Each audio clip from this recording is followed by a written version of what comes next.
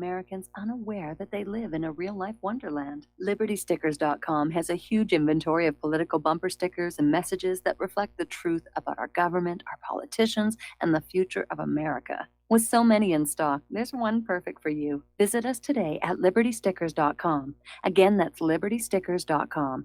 Do your part. Your voice is important. Let it be heard. You're listening to the Republic Broadcasting Network, because you can handle the truth.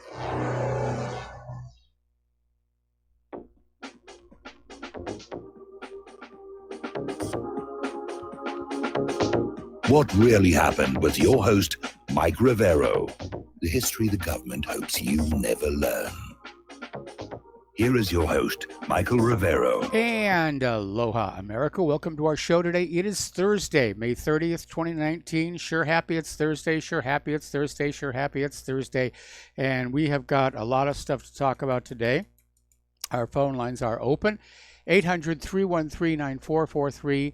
That's 800-313-9443. Sam is in our control room, ready to answer the phone, put you on the air with your comments, questions, and opinions. So let's just dive right on into it. Rather historic events taking place in Israel. Netanyahu, despite winning the recent election, has been unable to form a coalition government. And out of concern that one of his rivals might succeed in forming a coalition, has basically dissolved the Knesset and called for new elections in September. And so that blocked President Reuven Rivlin from trying to form another coalition that would have seen Netanyahu forced to step down and deal with his corruption charges. But now they're going to have more elections. So that would be very, very interesting. There was actually a politician in the Knesset who elicited laughter by saying that Netanyahu had agreed to a Palestinian state and full rights for the Palestinians as long as the Knesset would pass that immunity bill. So, little chuckle over there. Back in 2016, there was this failed coup d'etat in Turkey, and one of the people who got arrested in the aftermath of it was Serkan Golge. He's a dual Turkish-American citizen. He worked for NASA, and he was thrown in jail, and he's been released as of yesterday. He's going back to his family. Now, Golge was formerly a NASA research scientist who worked in Houston, was imprisoned while visiting family in southern Turkey in 2016, just weeks after the coup plot roiled the country. Authorities said Golge worked for Turkish cleric Fethullah Gulen, who's accused of masterminding the failed coup plot and is considered a terrorist by the Turkish government. So they've let him go, and whether that's an attempt to salvage the F-35 deal or not, we don't really know. At this point, it's looking more and more like Turkey may just go with Russian equipment. Now, as you know, they just had the EU elections, and interestingly enough, Catalan independence leader Carles Puigdemont won his election. He was elected as a member of the European Parliament last weekend. They are not allowing him into the building to show their displeasure over all this talk about independence and sovereignty. So a little bit of a diplomatic situation there. Turning over to Libya, it looks like things are heating up there. We may be looking at Libyan War version 2.0. And basically what it is, following the 2011 regime change against Gaddafi, the entire country basically descended into chaos with all of these competing warlords back and forth. And one of the most powerful is General Khalifa Haftar's Libyan National Army, which has since April laid siege to the capital city. And now there's evidence surfacing that external countries like Turkey, as well as foreign mercenaries, are bolstering the ranks of the UN Government of National Accord, which Haftar is trying to unseat. So apparently there's been an Al Jazeera investigation, caught what's presumed to be weapons-laden cargo planes making repeat trips to makeshift battlefront airfields. And apparently they're flipping their transponders off during the deliveries to make it harder to see where they're going. So basically these airplanes are going to support Khalifa Haftar, and they're dropping off these unidentified payloads. So apparently satellite images and flight data show 2 Russian-made Ilyushin 76 aircraft registered to a joint Emirati Kazakh company called Reem Travel made several trips between Egypt, Israel, and Jordan before landing at military bases controlled by Haftar's Libyan National Army, just as it attempted to seize the capital. So more wars, rumors of wars.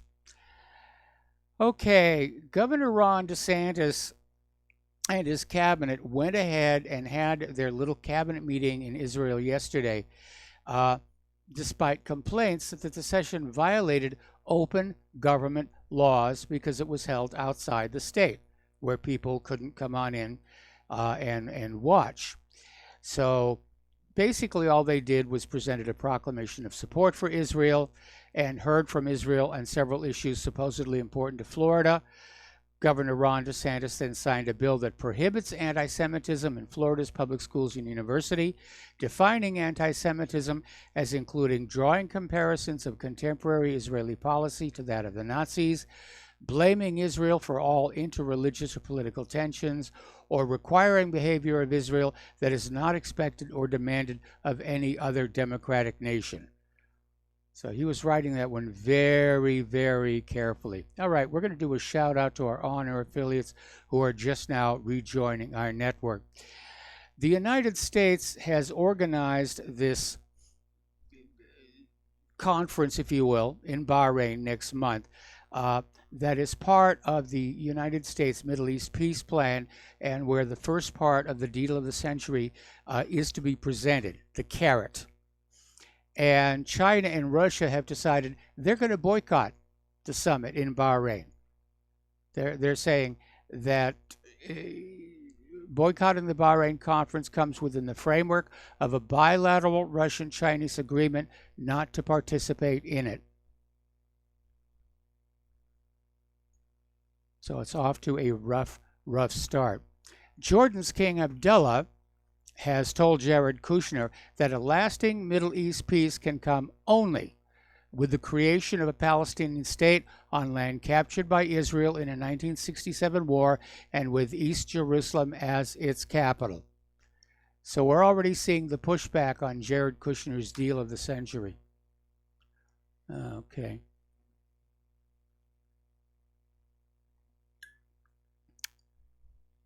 Okay, pardon me.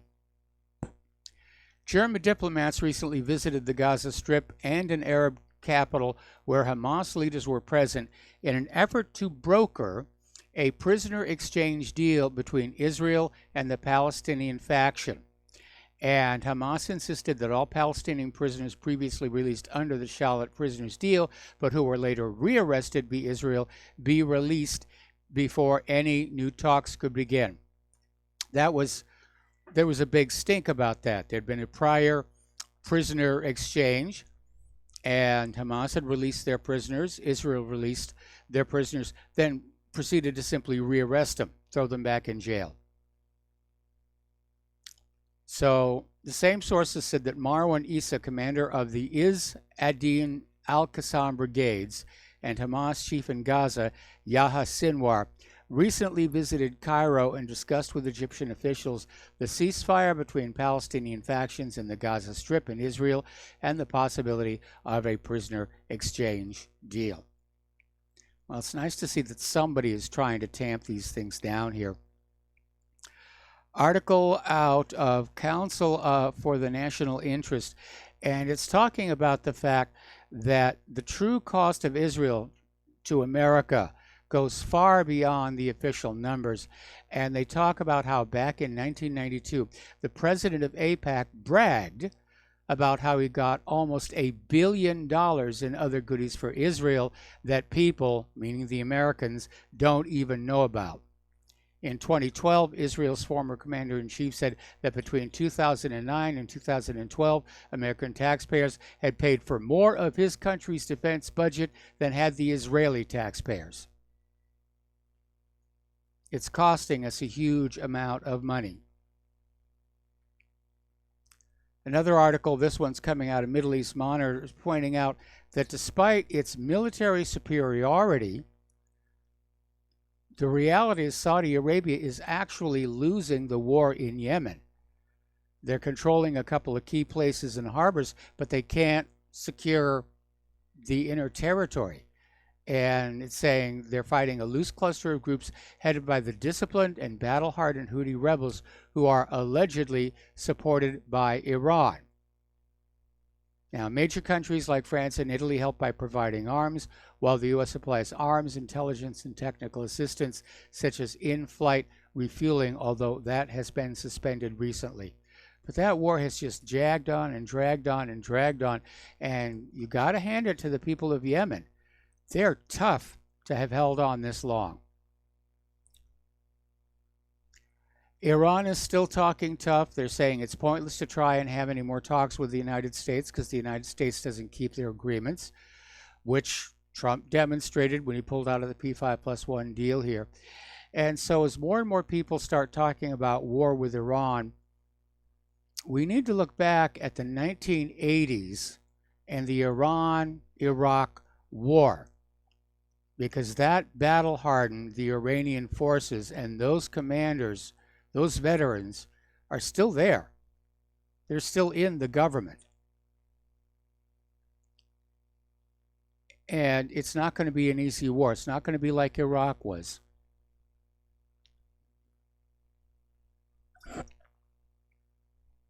Okay. So, apparently Moscow was trying to get some peace talks going up in Afghanistan. So they had a group of Afghan politicians led by former President Hamid Karzai, he of UNOCAL fame, and a 14-member Taliban team led by the co-founder of the group, Abdul Ghani Baradar. And they met for 2 days in Moscow to discuss the Afghan peace. And basically the sticking point is nobody is agreeing to a ceasefire as long as foreign forces are inside Afghanistan, meaning the Americans. And we've had these American forces in there since 2001, trying to prop up the government that the U.S. put in there. But the Taliban are simply saying, no, as long as the Americans are on the ground, the fighting will continue. So we'll see what happens there. We mentioned this earlier in the week, where the United States has contracted with the RAND Corporation for a plan to destabilize Russia. And apparently part of the plan involves using Ukraine to destabilize Russia and using Syria to destabilize Russia. And Russian Defense Minister Andrei Initsky, in an interview in Zvezda TV, said that, yeah, the U.S. is taking active steps to try and destabilize Russia. And he pointed out the RAND Corporation, which is this big think tank. They made fun of it in Dr. Strangelove. They referred to it as the Bland Corporation. But everybody knew what they were talking about. So according to the document coming out of the RAND Corporation, Washington indirectly plans to put pressure on Russia through Ukraine and Syria. In particular, the United States should continue to provide arms to Ukraine, as well as actively support the opposition groups in Syria. And apparently, there's a concern that the United States will try and remove the Russian military from Transnistria, but such a step is not a priority for them. Okay. Now, speaking of Ukraine, up in Ukraine, Kiev has endured major trade imbalances with most of its European partners. This is according to the latest data from the country's statistics agency. And Ukraine is still struggling to make its domestic products meet rigorous EU standards. And the overall trade deficit with the EU totaled $535 million. Now, Europe's number one economy, Germany, contributed most to the ever-widening gap. Now, Ukraine signed the controversial association agreement with the EU 5 years ago, shortly after the Maidan Revolution ousted then-President Viktor Yanukovych, who had rejected the association deal with EU. So the political part of the agreement has been in effect since September of 2014. The economic part has de facto operated from January 2016, and Ukraine is in trouble. They're in a lot of trouble.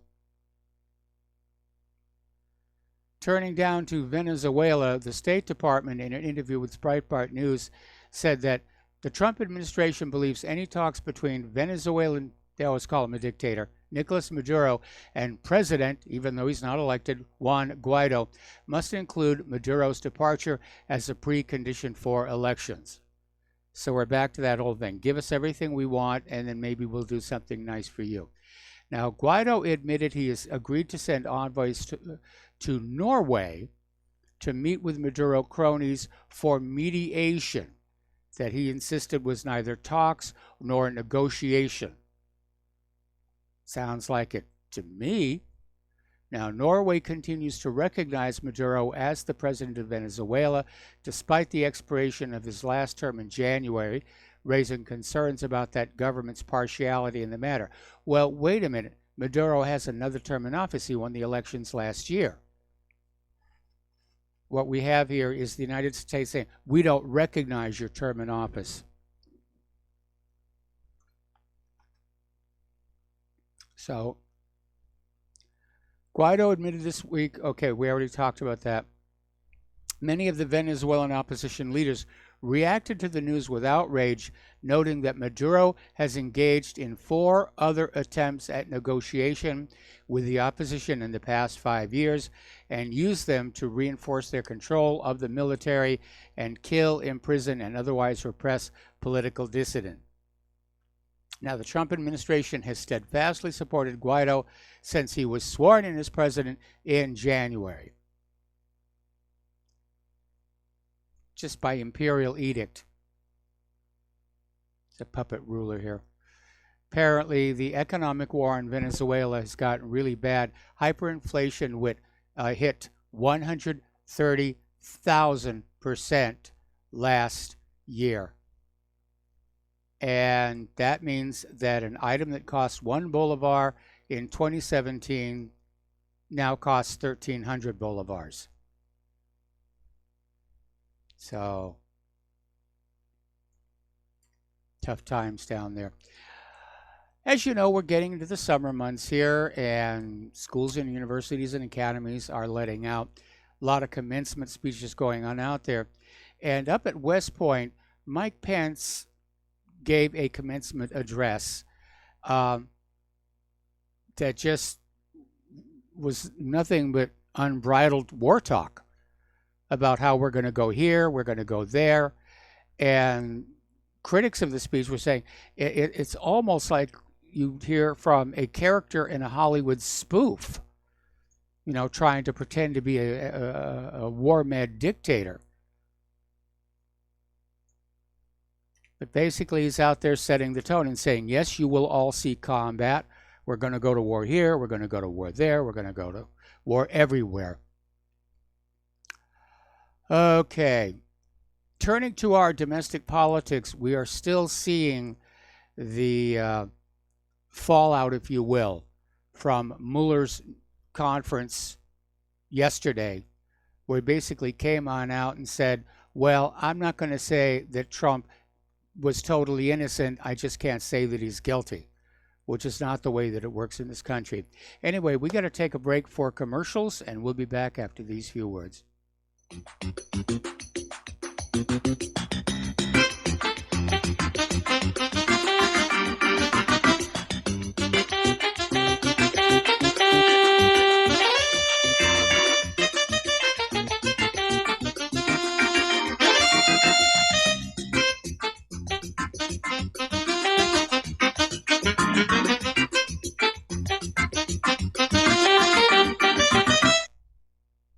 Corporate media dominates the American opinion. Finding independent voices that counter this avalanche is becoming increasingly difficult. With the endless corruption running rampant throughout our government, independent voices are needed more than ever to battle the offensive against our freedoms and liberties. As a listener of RBN, no one understands this concept better than you.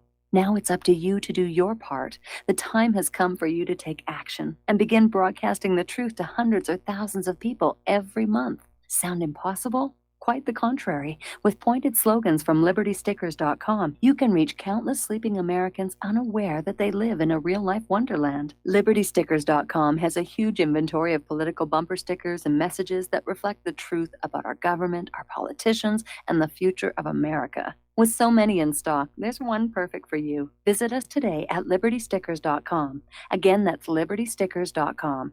Do your part. Your voice is important. Let it be heard.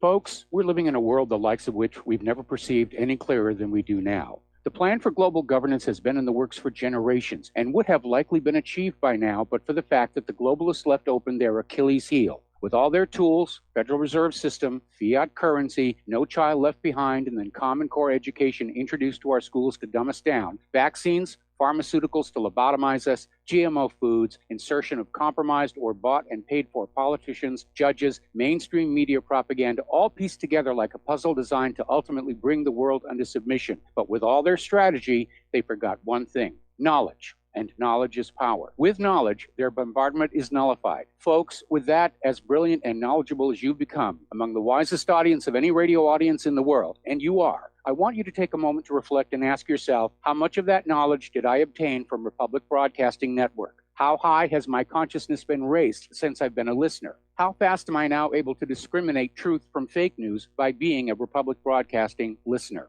How clear am I now able to see the world since I've been listening to RBN? Ask yourselves those questions, folks. Then ask yourself, what is that knowledge worth to me? Like my morning coffee, how would I survive without it? A voice of truth in a sea of lies. Do we not all need to make sure it survives? Like public broadcasting, we are now finding we can only survive with listener support. Censorship, advertisers being attacked, truth itself being attacked. It's the only way through this. We at Republic Broadcasting humbly ask you to become a supporter. Look at your budget and make a determination of what Republic Broadcasting is worth to you and what you can afford on a monthly basis. Go to republicbroadcasting.org and pledge 20, 30, 40, 50, if possible, 100 a month or more if it's affordable. Click the donate button and become a regular monthly donor. Assure both us and yourself that Republic Broadcasting truth will continue to flow like that morning coffee. The network thanks you. Some are maxed out all their credit cards. Some are working 2 jobs and living in cars. Minimum wage won't pay for a roof, won't pay for a drink. If you gotta have proof, just try it yourself, Mr. CEO. See how far 5.15 an hour will go. Take a part-time job at one of your stores. I bet you can't make it here anymore. And aloha, America. Welcome back to our show here. And once again, we have our hands out to you asking for your support.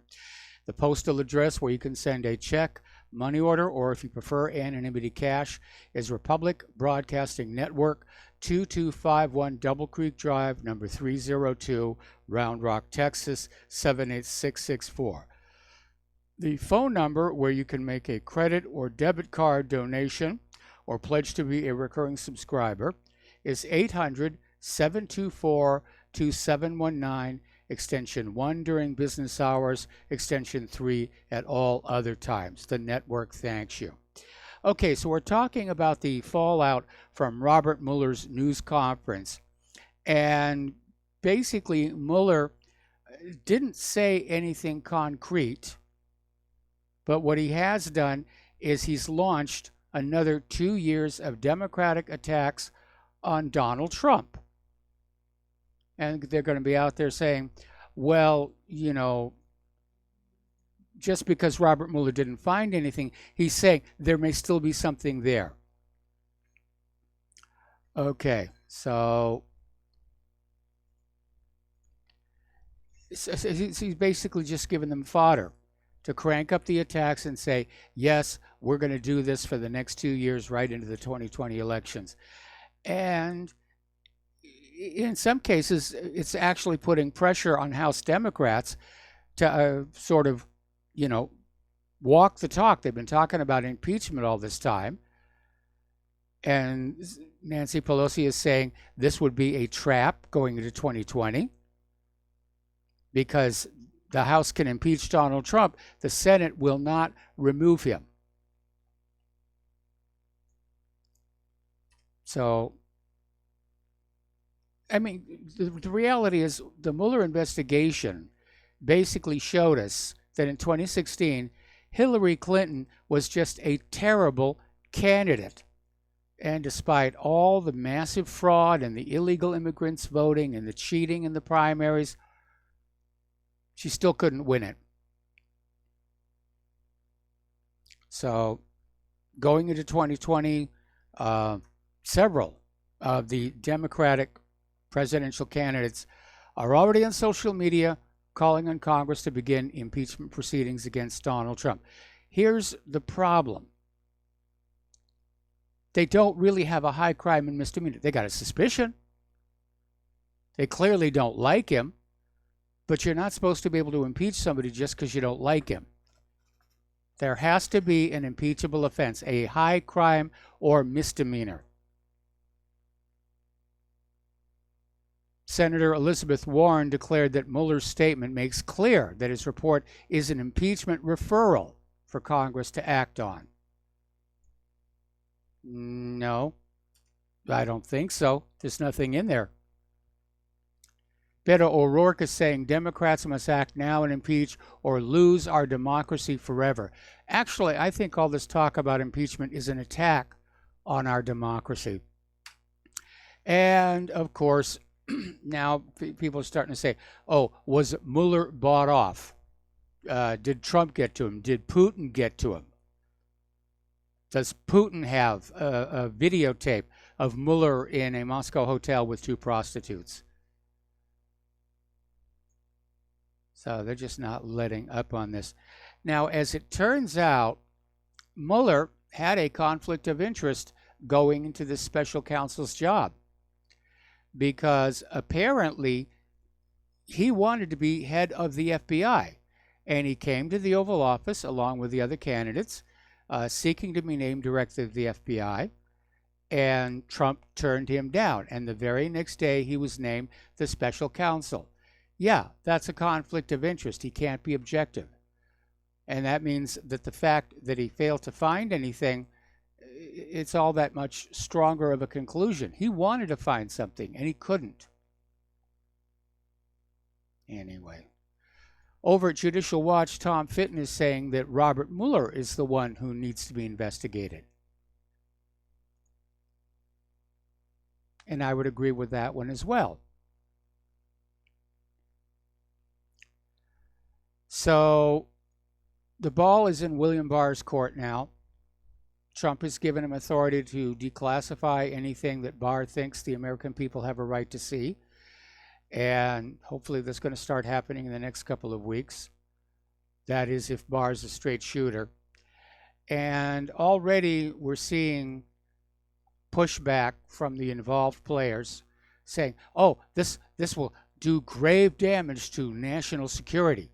You can't declassify this stuff. It'll harm our national security. And that's sort of a catch-all phrase for we need to keep things secret from the American people. So we know that the FBI included unverified material from the Steele dossier to go to the secret spy court to get the warrant to spy on Carter Page. Now, all of that was classified, and now it's coming on out. Okay, we got a caller waiting on the line. We'll take that call as soon as we come back from these words from our sponsors.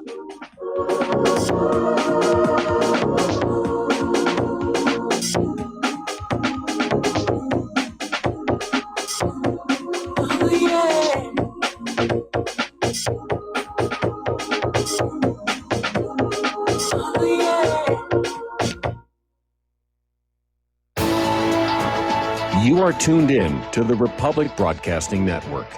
Visit our website by going to republicbroadcasting.org.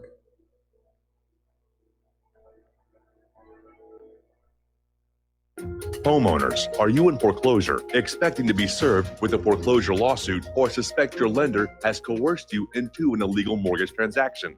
A huge number of mortgages made in the last 10 years have legal issues and are possibly defective. State laws and the U.S. Supreme Court have upheld that defective mortgage documents are grounds for foreclosure defense and for counterclaims in favor of the homeowner. If your mortgage has been sold or assigned since closing the loan, it may be defective and you may be paying the wrong party, and the lender may not have standing or the right to foreclose or collect payments under the law. If you would like to know if your mortgage is legal or not, or know if you are paying the right party, we can help. Our initial consultations are free of charge. We are not attorneys. We are legal researchers and work closely with experienced lawyers who know how to help you find the evidence to help you keep your home. Call toll free 1-855-2-KEEP-IT. That's 1-855-2-KEEP-IT today.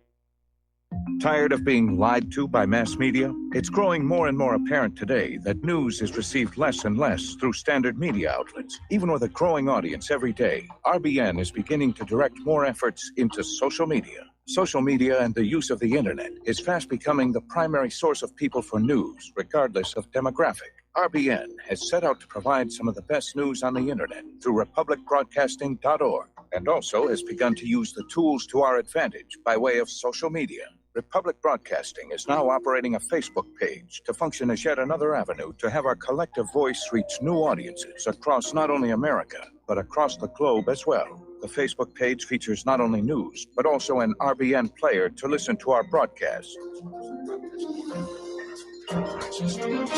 Get involved by visiting facebook.com/Republic Broadcasting and liking our page and share it with your friends and family, because you can handle the truth. Without the right accessories, any guy can be off the mark. Whether you've invested thousands in your arsenal or you own a single trusted firearm, a visit to AROutfitting.com is in order.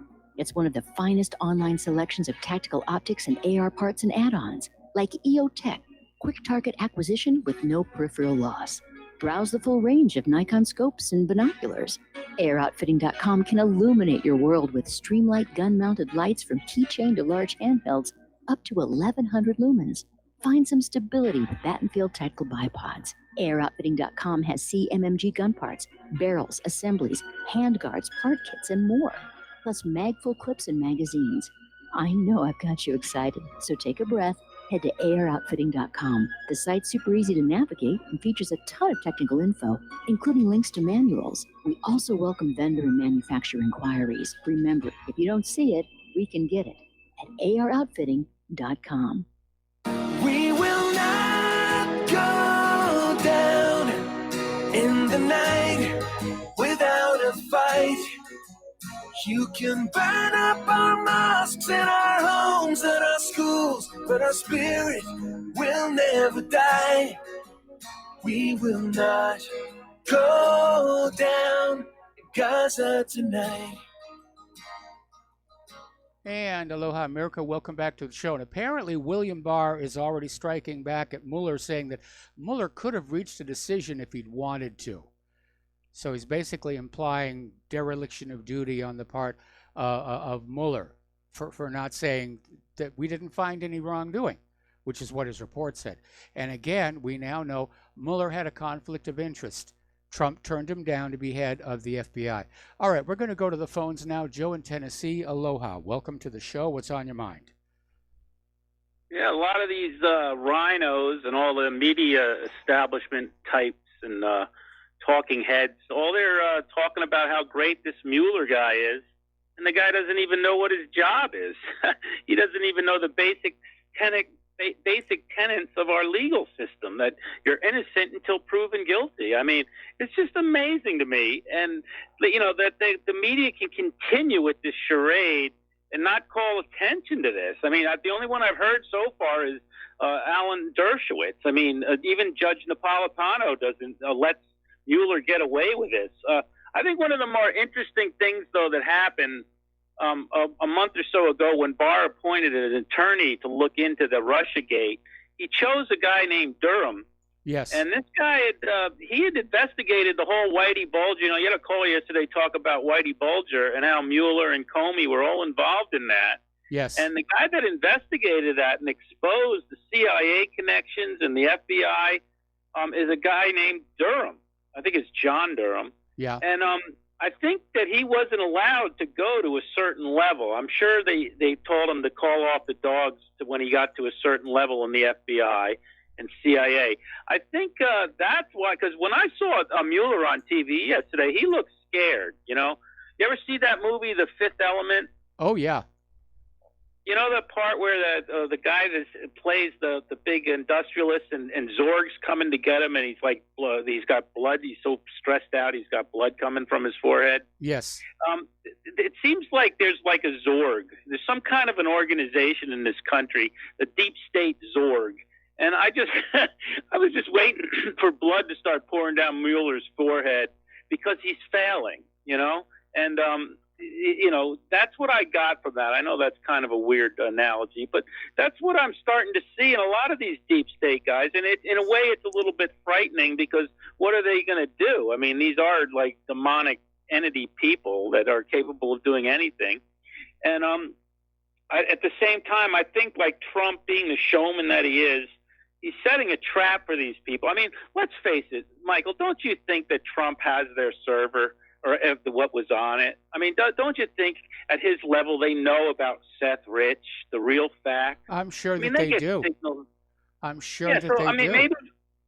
Maybe he's saying, let's let him go all the way to an impeachment hearing, get everybody watching it, do an end round around the controlled mainstream media, and then drop the bomb on him, drop the Seth Rich and the fact of the servers that it was never even touched by the Russians. It was a thumb drive.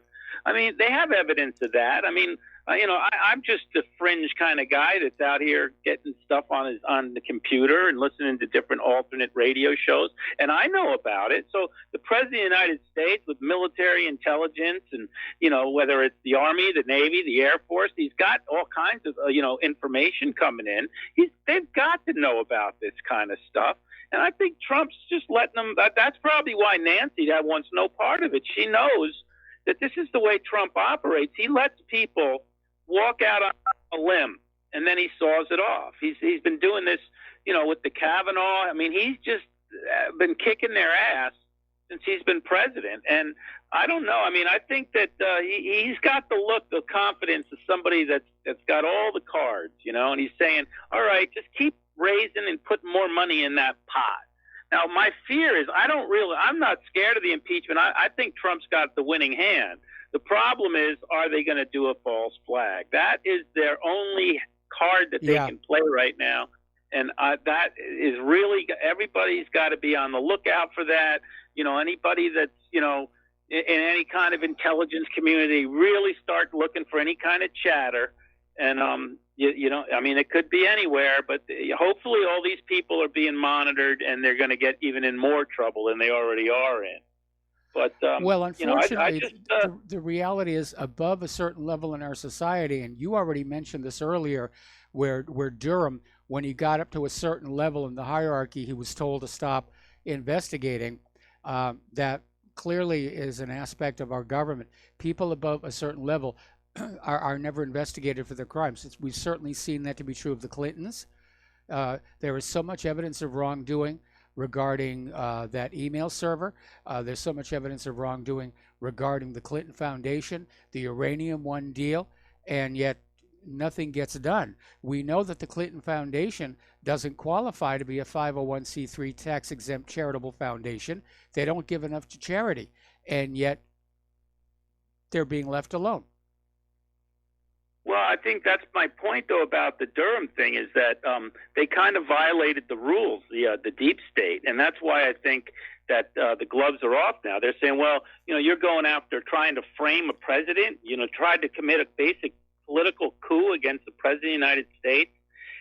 That's kind of like to the point where, they have gentlemen agreements and you don't go after certain people, but they're the ones that violated the kind of norms of the political class. And I think that's why the old rules are done with. I think that Trump is, justified in going after whoever was involved. And like I said, when you try to kill the king, you better kill him. Yes. That's the old saying. And Trump better act like they tried to kill him. He said it was a coup. Now I'm hoping he acts like it was a coup. And if he does believe it was a coup and acts like it was a coup, anybody involved in the coup, whether they're the highest level, even the Illuminati, the gentlemen agreements are off. That's the way it should be treated, and I think that's the signal that appointing that Durham was, because I'm sure Mueller got the message like right away, like, oh my God, he's digging this guy up. Well, I agree it's time for Trump to put on those presidential brass knuckles. And I would love to see it happen, but I'm not going to get too excited until I do see it happen. Well, I think it's happening, but you got to be careful. Like I said, I wish he was more bold, but at the same time, I mean, he did get himself elected president and has survived all these attempts to oust him, and so you got to give him credit in that respect. And I think he's done a pretty good job as president. I mean, I'm not totally happy with him, but considering the obstacles that he has, I mean, not only from the Democrats, but from his own party. I mean, look, was there one Republican that came out and said anything to defend him yesterday against Mueller? I mean, and there's Mueller like turning, our laws 180 degrees out of whack, and yet they were all silent. It was an embarrassment for the Republican Party. And they should all be ashamed of themselves. And but at the same time, once again, Trump is doing what I really enjoy most about his presidency, and that is the fact that he's exposing all these rats. There's never been a president that's ever exposed the fake dual system, the establishment, the rhinos, I mean, and the media. He's really illuminated the whole system for anybody that wants to see it. Now, whether, I don't agree with his Israeli stuff and all that, but you got to admit, he's really forced everybody to show who they are.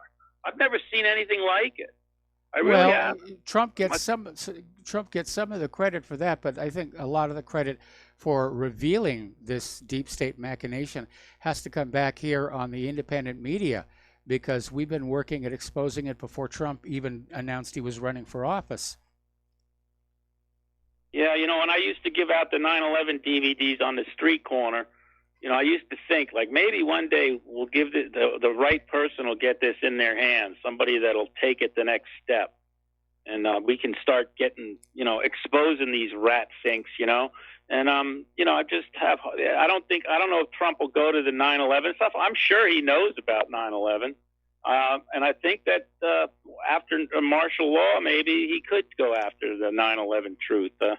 I don't think I'm not looking forward to seeing martial law. That, no. I'm not looking forward to martial law. I mean, during the 2016 campaign, Trump made a lot of comments that implied that, yes, he knew what was going on with Seth Rich, with 9/11, with Hillary's various illegal acts.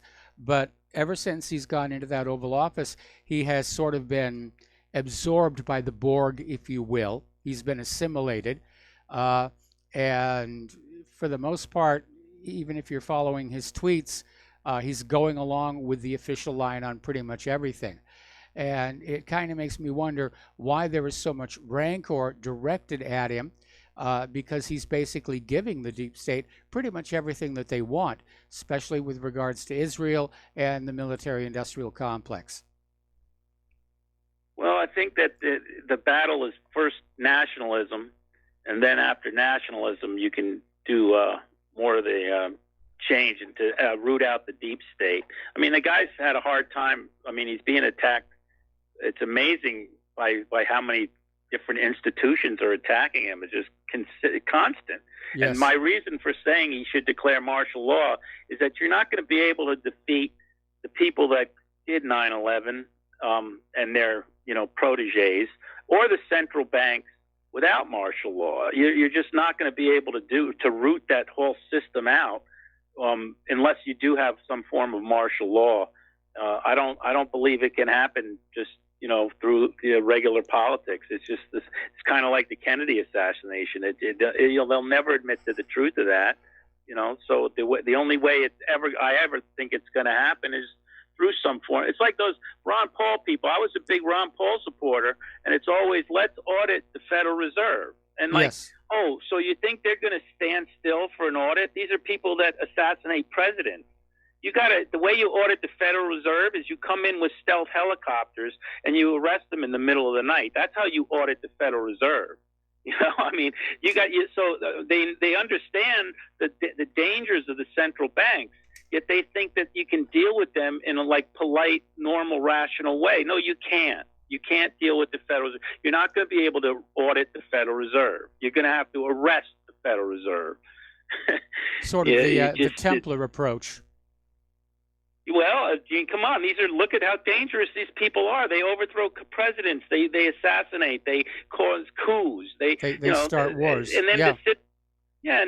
to think that, we'll just audit them and they're just going to come in and open their books. It's kind of like, let's audit the mafia while we're at it. You need RICO, you need helicopters, you need guys special forces. That's how you audit the Federal Reserve. So, you got to admit at their core what they are, and they're a bunch of gangsters, warmongering gangster killers and assassins. And that's the way they got to be treated. So, anyway, thanks for letting me rant, Michael. All right, Joe. Well, thanks an awful lot for the phone call. We're going to let you go. The phone lines are open. And getting on back to the nattering and grommishing that's taking place between Mueller and James Comey. Apparently, Comey wrote a Washington Compost op-ed titled, "We Didn't Spy on Anyone's Campaign." And he basically says, we asked a federal judge for permission to surveil former Trump campaign advisor Carter Page, but that's not spying. And before that, the FBI infiltrated an informant into the campaign to gather information on its operations, but really that's not spying. So it's a very strange reaction from Comey, because for pretty much anybody else working in intelligence, this was spying. And spying on a campaign is a big deal. So I can see why they're nervous. If this thing really breaks out, it's going to be bigger than Watergate. It really is. Nancy Pelosi is out there attacking Facebook, screaming that they were willing enablers of Russian interference in 2016. We've had how many investigations now that said no, there was no Russian interference, or the amount of Russian influence in 2016 was microscopic. I guess Pelosi's very unhappy with Facebook. Apparently, they had an unflattering video of her stuttering and slurring her words, and she wanted that taken down.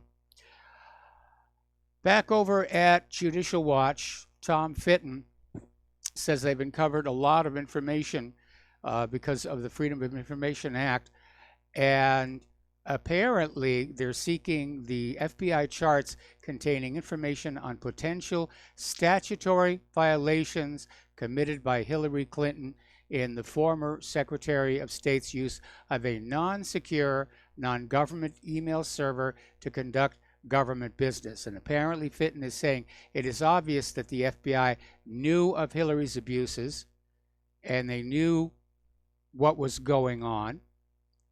And Judicial Watch is also suing for draft copies of the talking points prepared by the FBI for its officials to use following then-Director James Comey's July 2016 press conference, during which he recommended against prosecuting Clinton for mishandling classified information because she didn't mean to do wrong. And under Title 18, intent is not required, nor is it the FBI's job to recommend whether somebody be prosecuted. That belongs in the Department of Justice.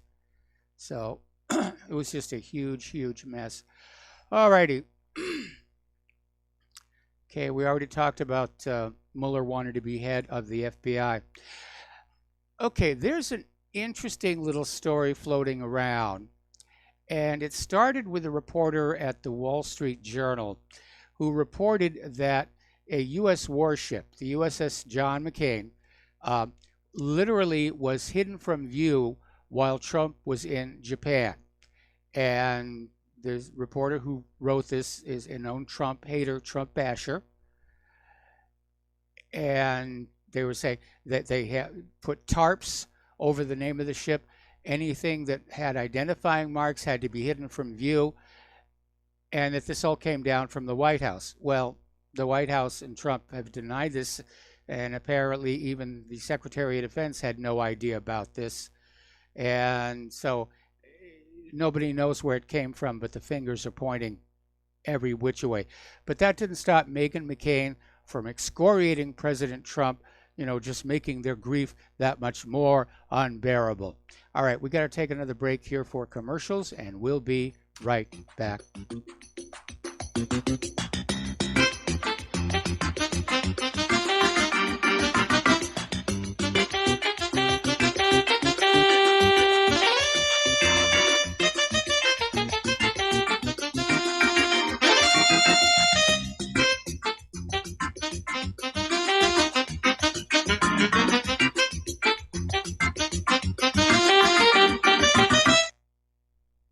Homeowners, if your lender has gone out of business or sold your transaction to another lender or servicer, you may be the victim of a wrongful foreclosure, resulting in the loss of your home. If you've already lost your home, are in foreclosure, or even in good standing, you can challenge the mortgage transaction's illegal issue, and your property can be restored to you, and your foreclosure can be stopped or reversed, and the mortgage transaction declared unenforceable. State laws, U.S. title codes, the Uniform Commercial Codes, and U.S. Supreme Court rulings have upheld that defective mortgage documentations can reverse or stop foreclosures and enforce property title claims in favor of the homeowner. We are having successes in stopping the process of foreclosure, the enforcement of the foreclosure judgments, the sale of property, and evictions after the sale. We are not attorneys, and we don't give legal advice. We are a professional team of legal researchers, providing forensic mortgage audits and expert witnesses. We have the knowledge to produce the evidence and enforce laws regarding your legal issues. We've been in business for 12 years without a complaint. Consultations are free, and we provide a free title search to confirm if your mortgage has legal defects. Please call 855-253-3748. 855, 2, keep it today. Did you know that neither the American Medical Association nor the American Bar Association were established to benefit the American people? Have you recognized that in our country, healthcare has little to do with health, and that our court system has nothing to do with justice? The priests of both medicine and law have been incentivized to implement a dark agenda on behalf of the Bilderbergers and their ilk. To protect ourselves and our progeny, we need to take a much closer look at how these two giant industries really work.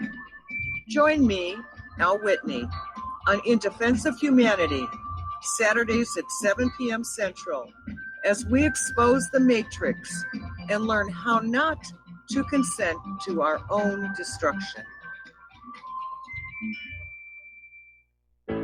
How healthy are your arteries? Deteriorating circulation has a number of early warning signs. High cholesterol, high blood pressure, fingers and or toes often go cold, arms and or legs often go to sleep, sharp diagonal crease in the earlobe, short walks cause cramping or pains in legs.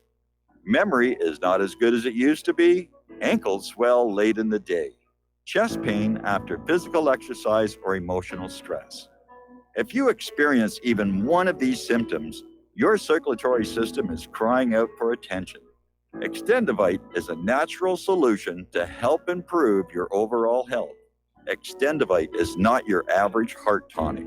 To order, call 1-877-928-8822 or visit heartdrop.com or find us on Amazon. Extend your life with Extendovite.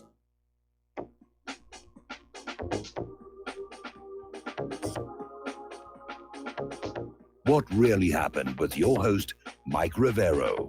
Visit us online at whatreallyhappened.com. Here is your host, Michael Rivero. And aloha, America. Welcome back to our show here. We're going to go right to the phones to Carrie in California. Aloha, Carrie. Welcome to the show. What's on your mind? Hey, Mike. I guess you've heard the leak from the pharmacist that said there's several members of Congress on the Alzheimer's drugs. Yes. And that's kind of scary. You know, if a guy forgets his Alzheimer's drugs that morning, he's got to vote on a war that's going to get us against Iran or somebody. Just think of the implications of that one. Yeah, I mean, it's very alarming to realize that many of our members of Congress are really not fit to serve, but they keep getting elected and put back into position. Certainly we've seen, well, Nancy Pelosi has trouble holding it together. That's why she wanted Facebook to take that videotape down. Well, every time I got a federal license, a physical went with it. And if I couldn't pass the physical, then I didn't get the license. Yeah. So Congress shouldn't be any difference. I would absolutely agree. I would absolutely agree. I mean, those people are in bad shape. There's actually a pharmacy inside the Capitol building where they can go get their meds. Yeah, that's right. It was supposed to be confidential, but it got leaked out.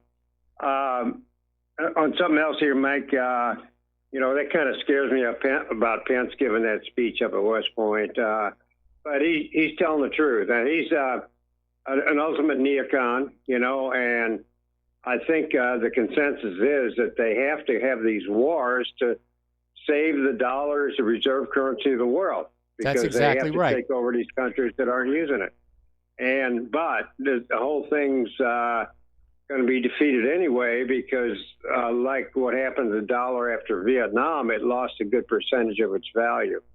So when they get through with all this military stuff and they think they've saved the dollar and boosted the economy at the same time, the dollar's going to be worthless because they're going to inflate it away in order to accomplish all these things. Yeah. You know, we're not in the same condition that we were in at the start of World War II. And start of World War II, we were a manufacturing powerhouse. The dollar was very strong. We had a good, solid population of people who were unfortunately very naively trusting of the government when they said we have to go to war. None of that happens anymore. Go back and read your Art of War by Sun Tzu. And right there at the very beginning, it says there are certain things that must be in place for a leader of a country to have a successful war. And the U.S. government doesn't have them. We don't have a military that believes in the moral rightness of this war. We don't have a civilian population that believes in the moral rightness of these wars. They're not willing to bear the hardship that all this war is bringing to us. That's why when you said, you know, when they get these illegals and they promise them citizenship for fighting in the war, it's not going to be because they don't have an allegiance to our country, but it's not going to be any different for citizens of our country anyway, because, you know, they're going to see the same thing. This is not America. We're not fighting for America in these things. Well, Mike, okay. hear the music. We'll talk to you next time. All right. Thank you. We're going to take a break for station identification. We'll be right back.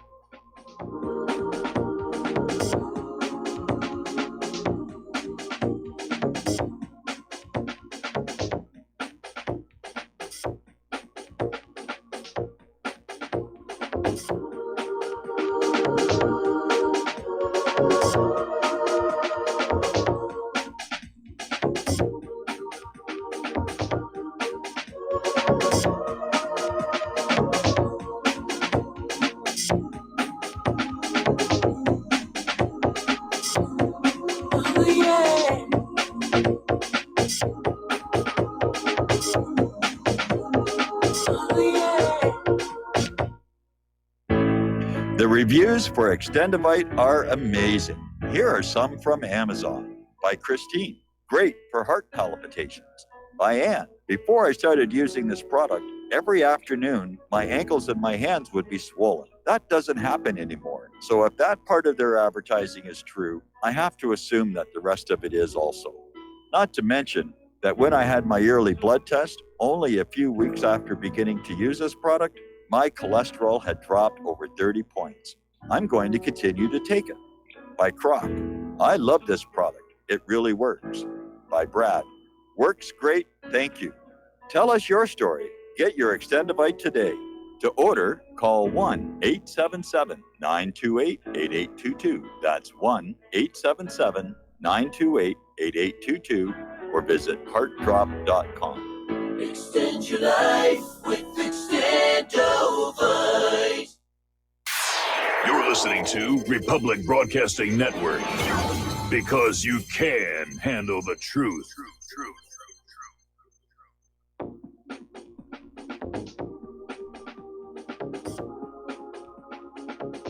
What really happened with your host, Mike Rivero, because World War III is a really bad idea.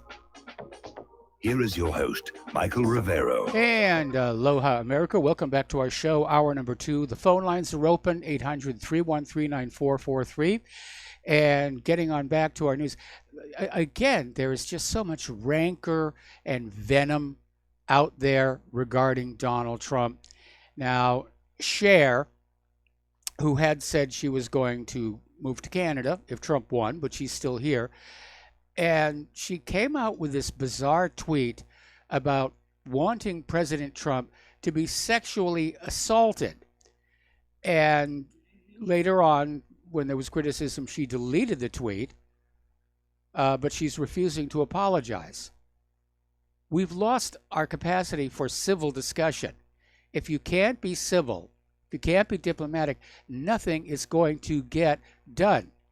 You're just going to stand there screaming names at each other, attacking each other with memes, and you won't have an exchange of ideas, which has to occur if there's going to be any progress made. Alrighty, as we start gearing up for 2020, way ahead of time, apparently Alexandria Ocasio-Cortez is planning to endorse Elizabeth Warren over Bernie Sanders. So, looks like Alexandria is not thinking about running in 2020. All right, so let's talk a little bit about the economic news. Apparently, there is a report out that Apple may buy Tesla.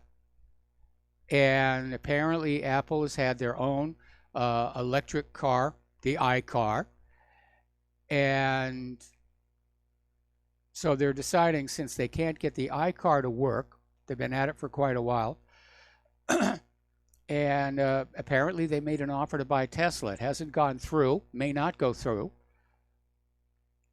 but that would be definitely a very interesting vehicle here. I think electric cars are the wave of the future. I think we need to come up with a pollution-free source to generate that electricity. And it kind of irks me sometimes to see people driving around in these electric cars and they've got stickers on them saying, I'm pollution-free. No, you're not. That electricity comes from somewhere. Here on Oahu, it's an oil-fired generator plant. That's it. Down on the Big Island, they've got geothermal, but it doesn't reach up here. All right, let's take another phone call here. The White Rose in Colorado. Aloha. Welcome to the show. What's on your mind? Hi, Mike. How you doing? Doing fine. Yeah, I just wanted to let you know about a localized geological occurrence that occurred over here. Okay. I live up here in the San Juan Mountains, 50 miles from the town of Cortez, up deep into the mountains, out in the middle of the wilderness, in this little town called Rico. Okay. And our roads were closed the other day because of global warming. We've been getting a lot of snow lately. It snowed the other day even here. It is May 30th already, and it's still sleeting on us and snowing today. But anyway, down about 7 miles outside of Dolores, down on the way down to town where we go shopping, there was a massive landslide. Okay. Yes. Two giant, massive rocks came crashing down.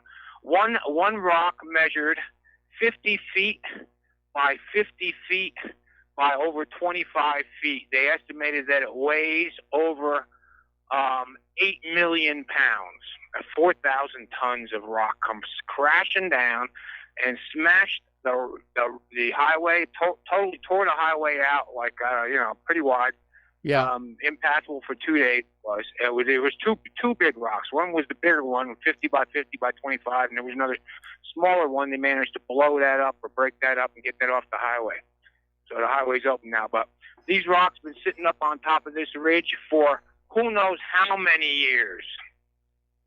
And now all of a sudden, boom, there they are. Well, you know, unbelievable. You should ice may have gotten unbelievable. The massiveness of it. What is amazing to me is that somebody didn't look at those rocks and say, you know, these could come crashing down on our highway. Maybe we need to give them a shove and let them go down the other side of the hill. Oh, we've been looking at these rocks for years as we've been driving by. There's many more up there too, and they're expecting them more to come down too, maybe. So the ride down to town is not quite as safe as it used to be. Yep. But that's one thing I wanted to mention. Another thing I wanted to mention was the other day I went down to town to go do some shopping, and I noticed 2 or 3 busloads of people on the sidewalk getting into these buses, and I looked at them and said, that looks pretty strange. I didn't take a real good close look at them and what kind of people they were.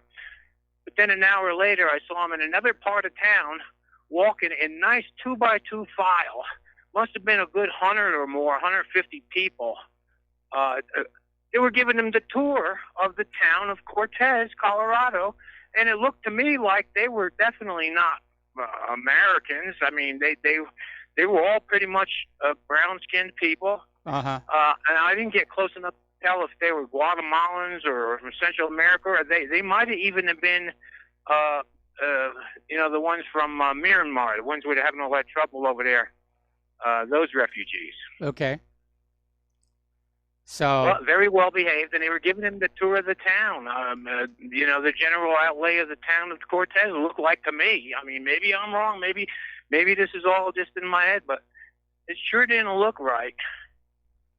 I never seen anything like that before. Well, the open borders people are trying to basically diffuse, if you will, the migrants across the country, to just blend them all in. That makes it that much harder to round them up for deportation.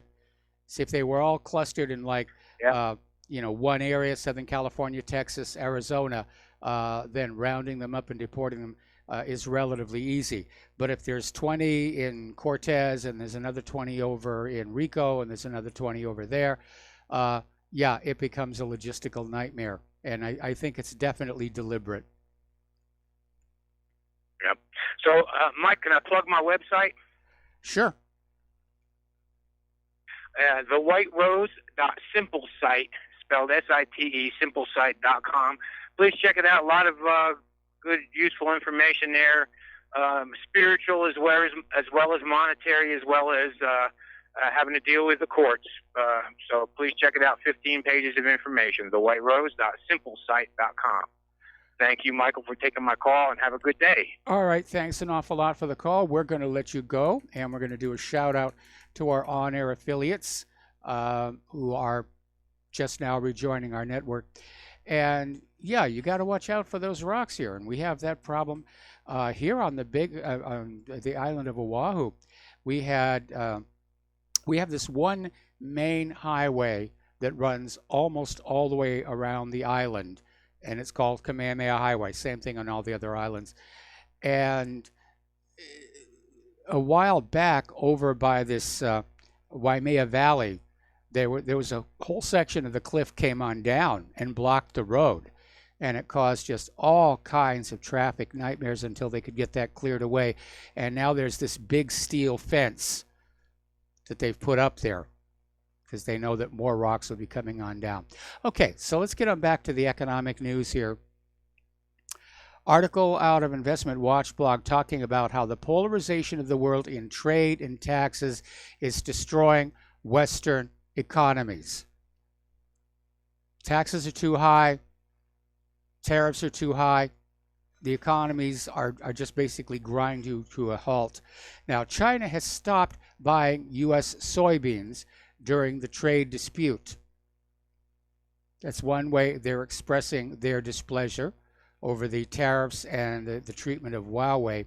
And China is continuing to drop hints that they may retaliate against the United States by embargoing the rare earth elements that are essential to much of our high tech in this country. Now, yes, the United States has rare earth element mines, but nowhere near enough to meet the demand. So apparently there was a thinly veiled threat on Tuesday that they could place restrictions on rare earth exports by prioritizing domestic users. And in an article from the Xinhua News Agency, China's official state-run news source warned that if anyone wants to use imported rare earths against China, the Chinese people will not agree. Now, do you remember when this whole trade war began? And all the experts, including Donald Trump, were saying, it'll be over quickly. China will cave. Didn't happen, did it? Still no end in sight. Alrighty. Apparently there's a big stink over the fact that top Obama officials, former Obama officials, are now working jobs for a Chinese company that is officially considered a threat. So according to a report in the Washington Examiner, Samir Jain, a former senior director for cybersecurity policy under Obama's National Security Council, and now a partner with the international law firm Jones Day, was recently hired by Huawei as a lobbyist. Now, Jain works alongside James Cole, who was Obama's deputy attorney general from 2011 to 2015. Huawei has hired Cole for legal representation in 2017. So talk about the revolving door here. So the U.S. government, of course, is taking the position that Huawei is working directly with the Chinese government in an attempt to access data flowing through 5G cellular networks across the world, ultimately posing a major cybersecurity threat for Americans. You mean as opposed to the NSA and the FBI that are poring over all of that data. That's really the gist of it. Huawei's encryption is very hard to break, and they're not willing to backdoor it. That's what this is really all about. Keeping Americans chained to products that are backdoored by the NSA and can be spied on. And yes, it makes us more vulnerable to cyber criminals. But this is national security. Alrighty, this coming winter, things may get a little cold all over Europe. Now, the European Union has been opposed to the Nord Stream 2 pipeline, and they have dragged it out and dragged it out, so its completion before next year is now highly doubtful. However, come the end of this year, Russia will cease all gas transit to Europe through Ukraine, whether the Nord Stream 2 is ready or not. And that means Europe could very easily find itself with a major gas shortage in the winter months. Okay. Another little article. This one came from Counter Markets, and it's showing that cryptocurrencies have been trending upwards in price over the past few weeks, but in certain countries around the globe, digital assets have become far more available, such as Argentina. The nation's sovereign currency has lost considerable value, and cryptocurrencies like BTC are seeing all-time price highs. So apparently countries that are suffering from rapid inflation are showing a significant demand for cryptos, and cryptos are coming close to displacing the sovereign currency. Now that would be really, really significant.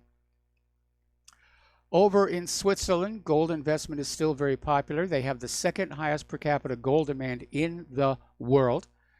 There is a significant over-the-counter gold trading market, and Switzerland is home to some of the world's largest, most technologically advanced gold refiners. The Swiss Central Bank holds 1,040 tons of gold, the 8th largest central bank gold holding in the world. So they know what's smart. Tesla had another bad week, closing down $19 from the previous Friday's close. People are starting to talk about $10 Tesla. And every attempted bounce in the stock was shortable on a day trading basis. So currently Tesla shares are trading at 188. It would likely be a lot lower if it weren't for Elon Musk's repeated leaked, in quote marks, emails loaded with dubious production and delivery claims, with both barrels pointed directly at the short sellers. So there was a second leaked, again in quote marks, email appeared yesterday as the stock was getting ready to take another plunge, in which Musk asserts that the employees need to catch up on deliveries in order to have a successful quarter. So people are starting to say, is Elon Musk trying to sell automobiles, or is he just out there selling the stock? So Musk has released a report that he's gearing up to start producing the Model Y in the Fremont facility, in addition to consolidating the production of the S and X into one production line. Now, notwithstanding the complications involved with reconfiguring the factory floor to produce two models on one line, hidden behind the concept is that fact that the move would be cutting in half the production rate of each model, which means if he's running behind on deliveries, he will be in trouble. Okay, apparently over at Facebook, there was a meeting of the board of directors, and there was a call for a vote for Mark Zuckerberg to step down as chairman of the board. He would still be the CEO, and they're saying he could focus a little more on the company itself without being the chairman. I haven't heard the official result of the vote, but since Zuckerberg owns 58% of the stock in the company, I'm going to take a wild guess here that he still has both jobs. Over at General Electric, they're looking to slash 1,000 jobs. Another economic indicator. When you go traveling and you have to go through TSA and you have to go through the gate check and you have to empty your pockets into those little bins, you probably have noticed that a lot of people don't grab all their change. They're in a rush. They got to get to the gate. Me, I use a sandwich bag. I put all my change in that so I get it all back here. But apparently, the TSA raked in nearly $1 million last year in change that was just left in those bins. So that's a lot of money. Okay.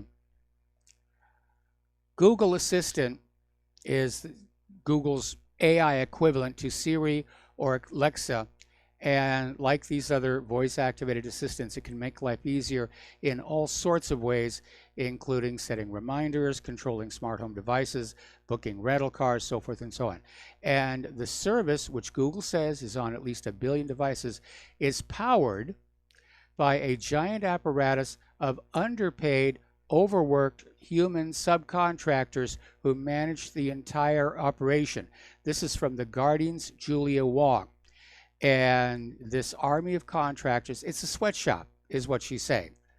And they work massive amounts of overtime for free in the hopes of eventually becoming a full-time Google employee with all the perks and benefits that come with it.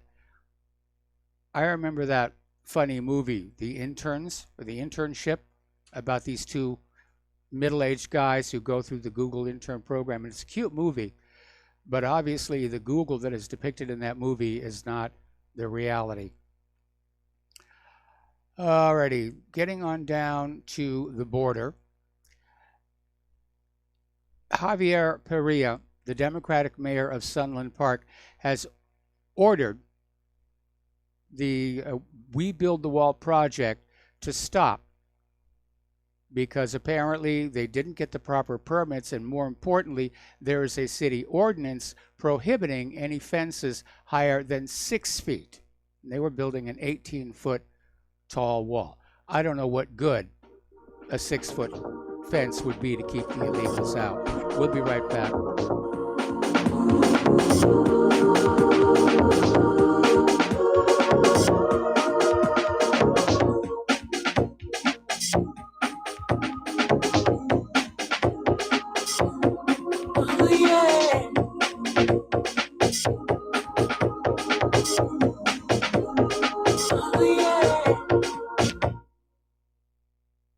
It happens more often than we can imagine. In my case, I was sitting at home, and out of nowhere, I just started feeling uncomfortable. Then it got worse, and I started perspiring. I tried to ignore it, but I waited too long. The chest pain came as we were driving to the hospital emergency. I felt my life clock begin to tick. I barely survived. There was lots of damage done to my heart. What do I do now? I was lucky. I took a leap of faith and tried a 7-herb formula with hawthorn, garlic, cayenne, and more called Extendivite. Herbs have been used for thousands of years to keep us healthy. If you're not using Extendivite as a preventative supplement, maybe it's time to start. To order, call 1-877-928-8822 or visit heartdrop.com. Extend your life with Extendovite. Folks, we're living in a world the likes of which we've never perceived any clearer than we do now. The plan for global governance has been in the works for generations and would have likely been achieved by now, but for the fact that the globalists left open their Achilles heel. With all their tools, Federal Reserve System, fiat currency, no child left behind, and then Common Core education introduced to our schools to dumb us down, vaccines, pharmaceuticals to lobotomize us, GMO foods, insertion of compromised or bought and paid for politicians, judges, mainstream media propaganda, all pieced together like a puzzle designed to ultimately bring the world under submission. But with all their strategy, they forgot one thing: knowledge. And knowledge is power. With knowledge, their bombardment is nullified. Folks, with that, as brilliant and knowledgeable as you've become, among the wisest audience of any radio audience in the world, and you are, I want you to take a moment to reflect and ask yourself, how much of that knowledge did I obtain from Republic Broadcasting Network? How high has my consciousness been raised since I've been a listener? How fast am I now able to discriminate truth from fake news by being a Republic Broadcasting listener? How clear am I now able to see the world since I've been listening to RBN? Ask yourselves those questions, folks. Then ask yourself, what is that knowledge worth to me? Like my morning coffee, how would I survive without it? A voice of truth in a sea of lies. Do we not all need to make sure it survives? Like public broadcasting, we are now finding we can only survive with listener support. Censorship, advertisers being attacked, truth itself being attacked. It's the only way through this. We at Republic Broadcasting humbly ask you to become a supporter. Look at your budget and make a determination of what Republic Broadcasting is worth to you and what you can afford on a monthly basis. Go to republicbroadcasting.org and pledge 20, 30, 40, 50, if possible, 100 a month or more if it's affordable. Click the donate button and become a regular monthly donor. Assure both us and yourself that Republic Broadcasting truth will continue to flow like that morning coffee. The network thanks you. When all this twisted steel was swept away, did these remaining holes reveal what's really happened? And aloha, America. Welcome back to our show here. So we're talking about this crowdfunded project, We Build the Wall. And they were building an 18-foot tall wall to close a gap in the fencing between the Rio Grande on the east and Mount Cristo Rey to the west. And this was all privately funded through a GoFundMe, happened last year. And the Democratic mayor of Sunland Park has issued a cease and desist order saying that, first of all, they didn't have the proper permits, and they have a city ordinance regulating the height of fences and saying they can only be 6 feet tall.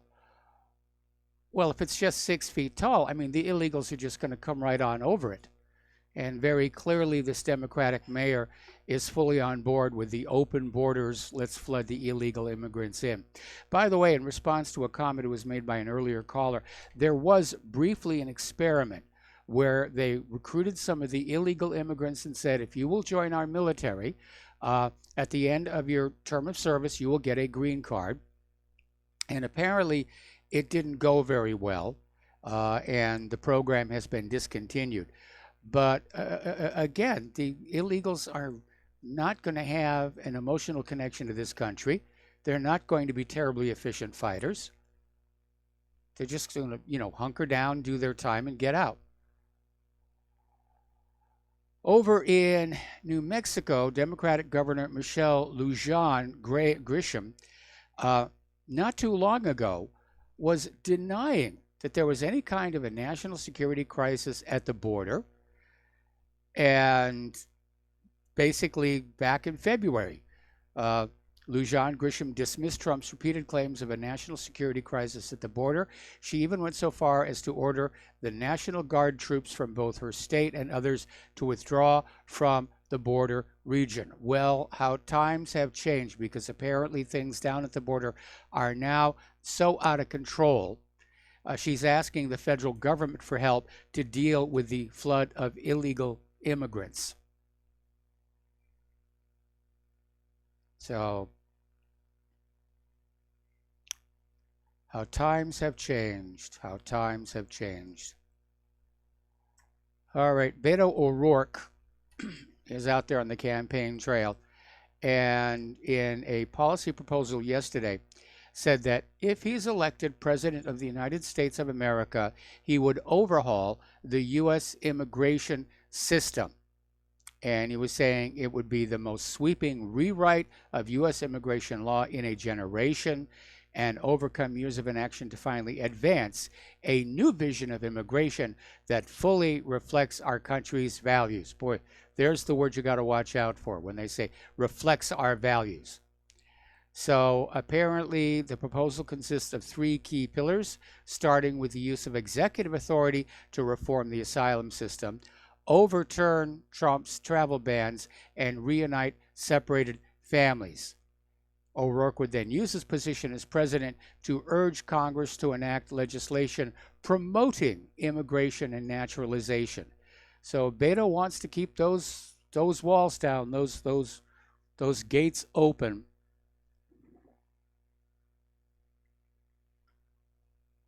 All right, getting over to Great Britain. Boy, things are really heating up over there.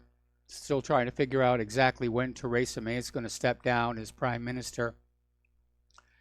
Apparently, Boris Johnson could actually go on trial for misleading the British public about the consequences of Brexit.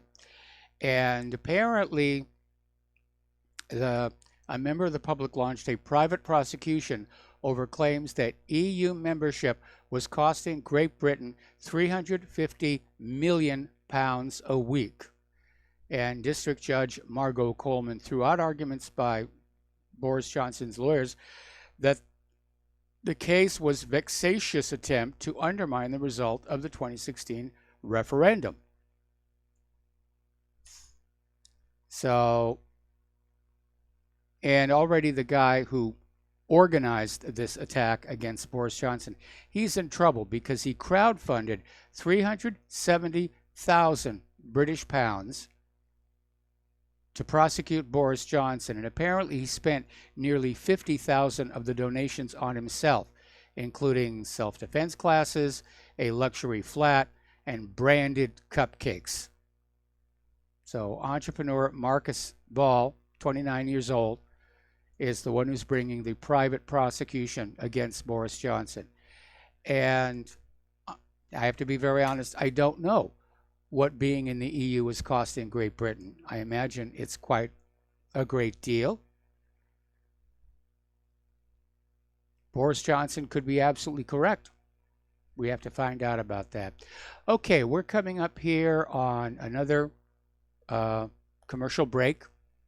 Join us on the air, 800-313-9443, and we'll be right back after these few words.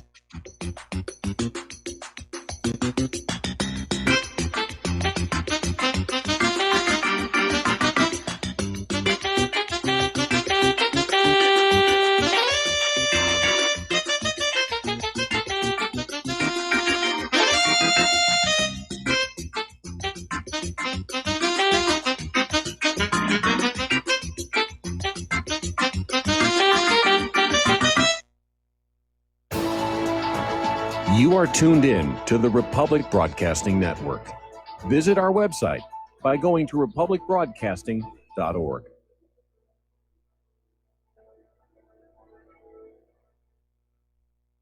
Homeowners, are you in foreclosure, expecting to be served with a foreclosure lawsuit, or suspect your lender has coerced you into an illegal mortgage transaction? A huge number of mortgages made in the last 10 years have legal issues and are possibly defective. State laws and the U.S. Supreme Court have upheld that defective mortgage documents are grounds for foreclosure defense and for counterclaims in favor of the homeowner. If your mortgage has been sold or assigned since closing the loan, it may be defective and you may be paying the wrong party, and the lender may not have standing or the right to foreclose or collect payments under the law. If you would like to know if your mortgage is legal or not, or know if you are paying the right party, we can help. Our initial consultations are free of charge. We are not attorneys. We are legal researchers and work closely with experienced lawyers who know how to help you find the evidence to help you keep your home. Call toll free 1-855-2-KEEP-IT. That's 1-855-2-KEEP-IT today. Corporate media dominates the American opinion. Finding independent voices that counter this avalanche is becoming increasingly difficult. With the endless corruption running rampant throughout our government, independent voices are needed more than ever to battle the offensive against our freedoms and liberties. As a listener of RBN, no one understands this concept better than you. Now it's up to you to do your part. The time has come for you to take action and begin broadcasting the truth to hundreds or thousands of people every month. Sound impossible? Quite the contrary. With pointed slogans from LibertyStickers.com, you can reach countless sleeping Americans unaware that they live in a real-life wonderland. LibertyStickers.com has a huge inventory of political bumper stickers and messages that reflect the truth about our government, our politicians, and the future of America. With so many in stock, there's one perfect for you. Visit us today at LibertyStickers.com. Again, that's LibertyStickers.com. Do your part. Your voice is important. Let it be heard. Without the right accessories, any guy can be off the mark. Whether you've invested thousands in your arsenal or you own a single trusted firearm, a visit to AROutfitting.com is in order. It's one of the finest online selections of tactical optics and AR parts and add-ons, like EOTech, quick target acquisition with no peripheral loss. Browse the full range of Nikon scopes and binoculars. AROutfitting.com can illuminate your world with Streamlight gun-mounted lights from keychain to large handhelds up to 1,100 lumens. Find some stability with Battenfield tactical bipods. AirOutfitting.com has CMMG gun parts, barrels, assemblies, handguards, part kits, and more. Plus mag-full clips and magazines. I know I've got you excited, so take a breath. Head to AirOutfitting.com. The site's super easy to navigate and features a ton of technical info, including links to manuals. We also welcome vendor and manufacturer inquiries. Remember, if you don't see it, we can get it at AirOutfitting.com. We the people, in order to form a more perfect union, establish justice, ensure domestic tranquility, provide for the common defense, promote the general welfare, and secure the blessings of liberty. And aloha, America. Welcome back to our show here. We're going to go to the phones here to Dustin in New Jersey. Aloha. Welcome to the show. What's on your mind? Hi, Mike. So a day ago, there was a Dateline about preppers in Sweden, and one of the biggest fears they got is this is from the kids over there because they're all brainwashed now in Europe. The Russians are going to come over here and shoot us. You know what I mean? You know what's crazy? Like, they're they let people go and fight for ISIS in Syria. Yes. And they let them come back. And then they're going to try to tell me with a straight face, you're letting in people. That's the biggest threat. You know, I mean, it's unbelievable. I don't know how these people are so stupid. I mean, this is why the West is done. You know, I mean, it's just some basic research. There's plenty of videos and documentation you can see of how they're letting in all these fighters that went to fight. They're allowed to fly the ISIS flag in Sweden. Yep.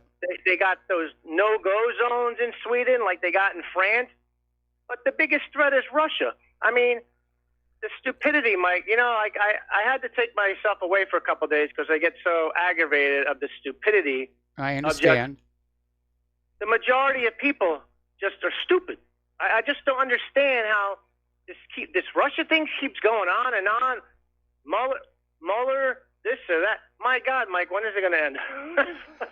I'm getting burnout. I'm really burned out on all of this stuff, and I wish it would come to an end some way. You know, maybe that other caller was right. Declare martial law and just start throwing all these people in prison. But it just has dragged on forever, way too long. But this whole threat, I mean, my God, we're arming jihadis linked to Saudi Arabia. Israel's linked to Saudi Arabia, and Russia and Iran and China's the bad guy? I mean, come on, give me a break.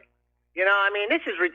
And, Mike, I watched Trump the other day, and he was right on with Mueller and how it's a scam and stuff. But then he knows the economy's not the real economy. Like, you know, he said, we're lowest unemployment. We know what the unemployment... I mean, it's just... And he's like, China pulled out of the trade... China didn't pull out of the trade deal. Like, I mean, it's just not true. So I don't know why... I think it was Trump basically pulled the plug on the Trans-Pacific Partnership, which was not a good deal. But, yeah, Trump's getting a little reckless with the truth these days. That's a bad sign. And did you hear he's going to sell Japan 105 F-35s? Good luck with those planes. Yeah. I don't know why Japan is buying them, but probably some arm twisting involved there. And also, Mike, you know, the only refinery we have for rare earth minerals is like in California, I think, or something. It's like something Pass. Yeah. I forgot the name of it, but do you know China owns like a portion of it? So, I mean, I don't know how that would work out, but it's still not enough. If you combine, like, because we don't, even though we can refine them, well, we'll ship it out to process, right? Like, there's different steps involved in that, and there's just not enough. China not only has the majority, including in Africa, the Chinese with the rare earth minerals, but they have, like, they basically control all of it too because of their companies. Yeah. You know, so I mean, they have, so the rare earth thing's important because it's got, like, you know, for magnets and with gyroscopes and this or that. What about Tesla with the batteries? Like, if Apple's going to buy a Tesla car, gee, are they going to have enough batteries to go around? It's going to be a major problem. You know, our industry has become very dependent on these rare earth elements, and we were all buddy-buddy with China, and that was all well and good. And, you know, globalism, yeah, it's okay to be dependent on these countries on the other side of the planet. I imagine right now there's probably prospectors out there in the West looking for other sources of rare earth elements that can be mined. Because, yeah, batteries for not just the electric car, but for personal electronic devices, those windmills that the environmentalists love so much take about 300 pounds of rare earth elements for those magnets to generate electricity with. So, Yeah, they're critical. And if China goes ahead with this blockade, you're going to see some serious economic upheaval in this country. There'll be companies that'll have to shut their doors. And I believe, what is there, 17 different rare earth minerals? Yep. Something like that, right? Yep, 17. Yeah, and you know, they have plenty of other cards to play, but yeah, like you said, Trump said this was going to, you know, trade wars are easy to win. You know, don't worry. Nobody wins trade wars. You know, I mean, nobody will win a trade war, but you know what? China has a lot more cards to play than we do. I know a lot of people say, well, we don't manufacture anything here. We don't have to worry about, we can print money. But the problem is, the world's moving away from the dollar, and also China's got the Belt in the Road. They got a lot of other partners that they can go with to make up the difference. And I saw Trump. He also said, "Oh, you know, China. You know, we can go to Vietnam." You know, they said, "Oh, they'll move if they move out of China, they'll go to Vietnam or here and there." I'm like, "Yeah, but if they move to Vietnam, how's that making America great again? Like if they move out of China and go to Vietnam, like it's still you're still stuck without anything coming back home." Because I don't know, Mike. What's the last manufacturer you saw besides the steel and aluminum thing, which they talked about that a long time ago? What other things have been built? Nothing. I mean, it's still nothing. You know, and it's been all this time. I mean, I don't know. I just don't think this is going to end well. No, I don't think it is. And apparently, Malaysia has come out with a proposal for a common Asian currency. One currency for all the countries in Asia, backed by gold to keep it stable. And that is definitely a shot at the dollar. And before I get off the phone, Mike, even in Africa, did you see they're going to have a free trade zone in all of Africa? When the Chinese are in Africa, so. Yep. That's it. Yep. All right, Mike, have a good show. All right, thanks an awful lot. And we're going to switch over to, I hope I pronounced this correctly, Sudan in Russia. Aloha, welcome to the show. What's on your mind? No, Michael, that was the topic. I misspelled Sweden. Oh, okay. So there are no other callers? Correct. All right. All right. Phone lines are open. All righty. Getting on back to the news here. Getting on back to Brexit. Chancellor Philip Hammond has sparked a lot of fury as he came on out basically with a threat saying that more money will only be released by the government for public spending if the no-deal Brexit is taken off the negotiating table. So they're going to fight this thing right down to the wire. Okay, do you remember John Cleese of Monty Python fame, Fawlty Towers? Plays a ghost in the Harry Potter movies. And he basically came on out on Twitter saying that London is no longer an English city. And he basically dredged up previous comments he made about London losing its sense of Englishness, tweeting that the observation has been confirmed by virtually all of his friends from abroad. And John Cleese pointed out, London was the British city that voted most strongly to remain in the EU. They may be regretting that. Over in Germany, the Alternative for Deutschland party, a branch of the party, is under fire. They put out a map showing the west part of Germany taken over by an Islamic caliphate. And so they put out this Photoshop map calling the west and the south of the country a German caliphate.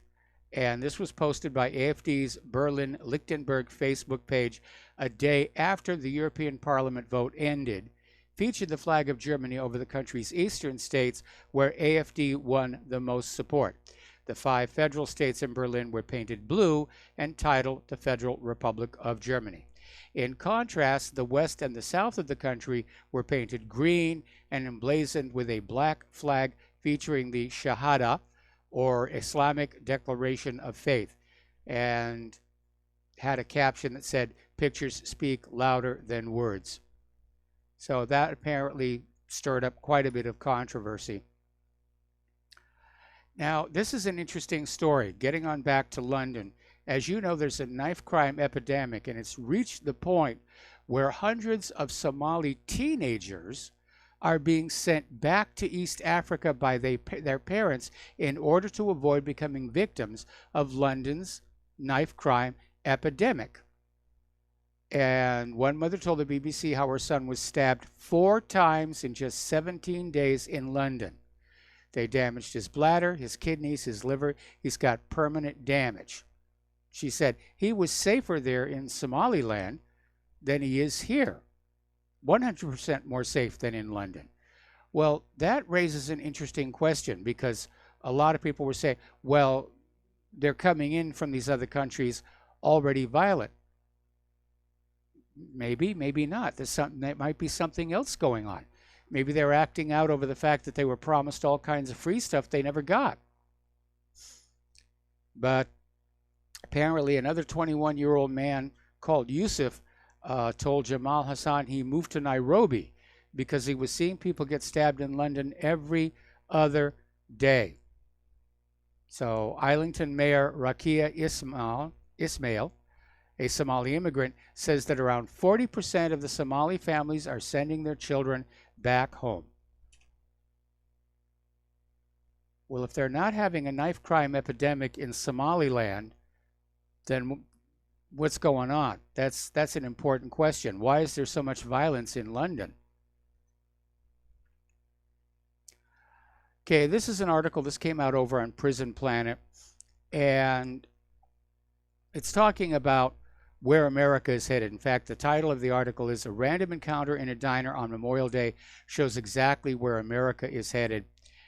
And I wanted to read that first paragraph, and the rest of the article supports everything that's in there. It talks about this meeting in a diner on Memorial Day that just was very unpleasant experience.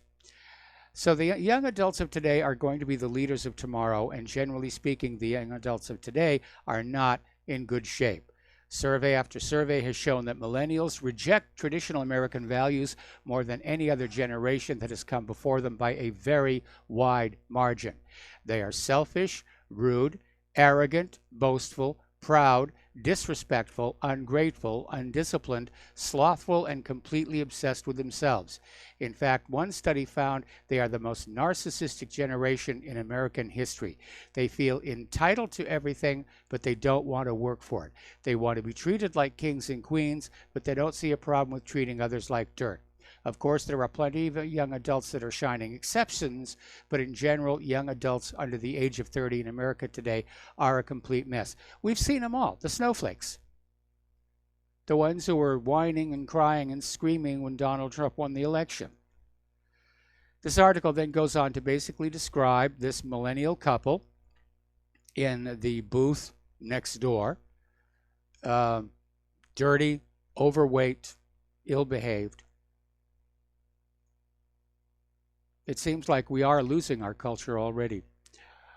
Okay. So let's talk about Julian Assange, because something is going on.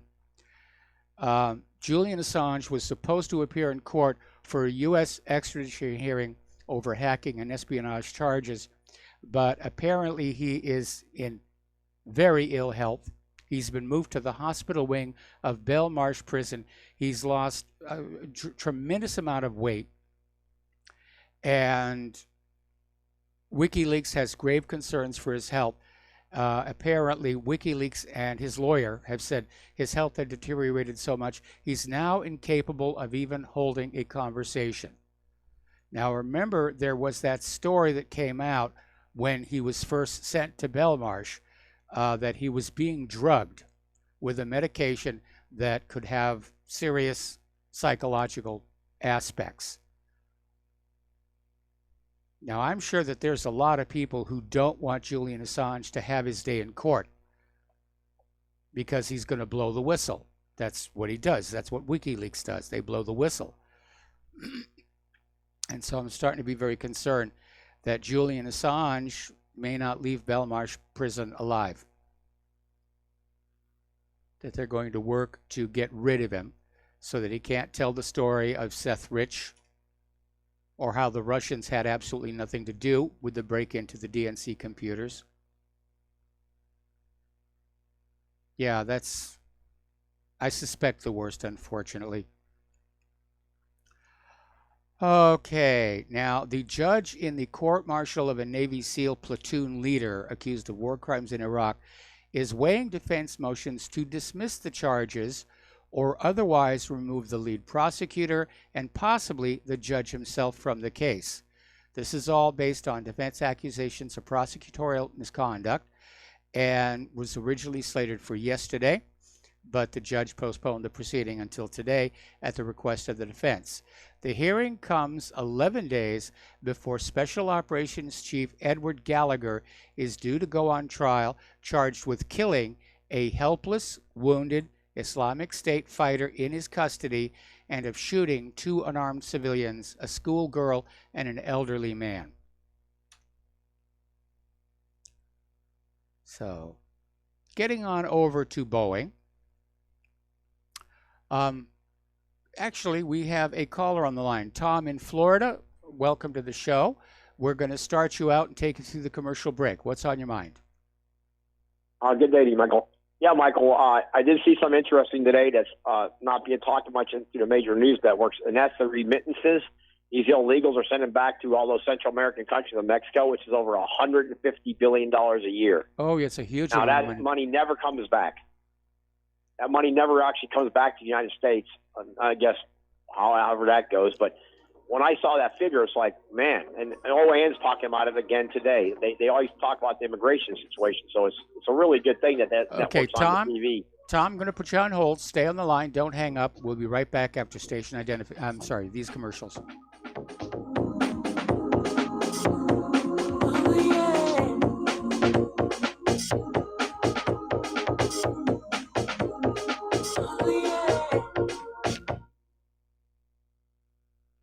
Tired of being lied to by mass media? It's growing more and more apparent today that news is received less and less through standard media outlets. Even with a growing audience every day, RBN is beginning to direct more efforts into social media. Social media and the use of the internet is fast becoming the primary source of people for news, regardless of demographic. RBN has set out to provide some of the best news on the internet through republicbroadcasting.org, and also has begun to use the tools to our advantage by way of social media.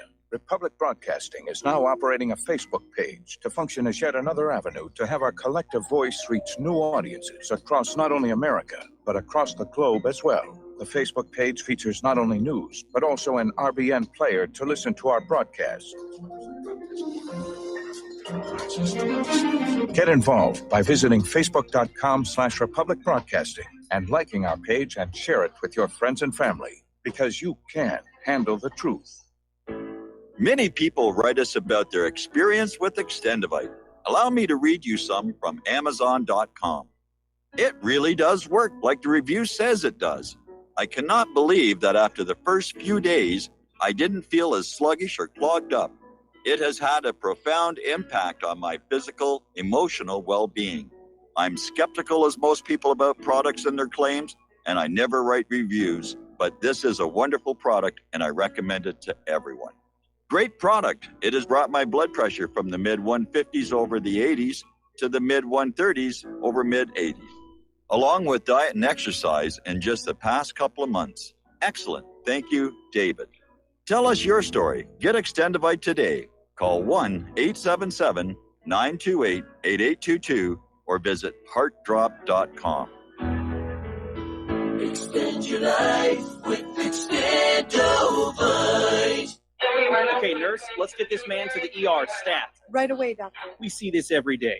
Heart attack or angina pain due to blocked and clogged arteries. Chelation can remove obstructions or blockages from arteries and help avoid painful and expensive surgery. Now there's Angioprem. It's a liquid oral chelation product that you take with juice. You start to feel the results fast. Angioprem increases blood flow all over the body, and that means more energy and strength to take on the day with less aches and pains.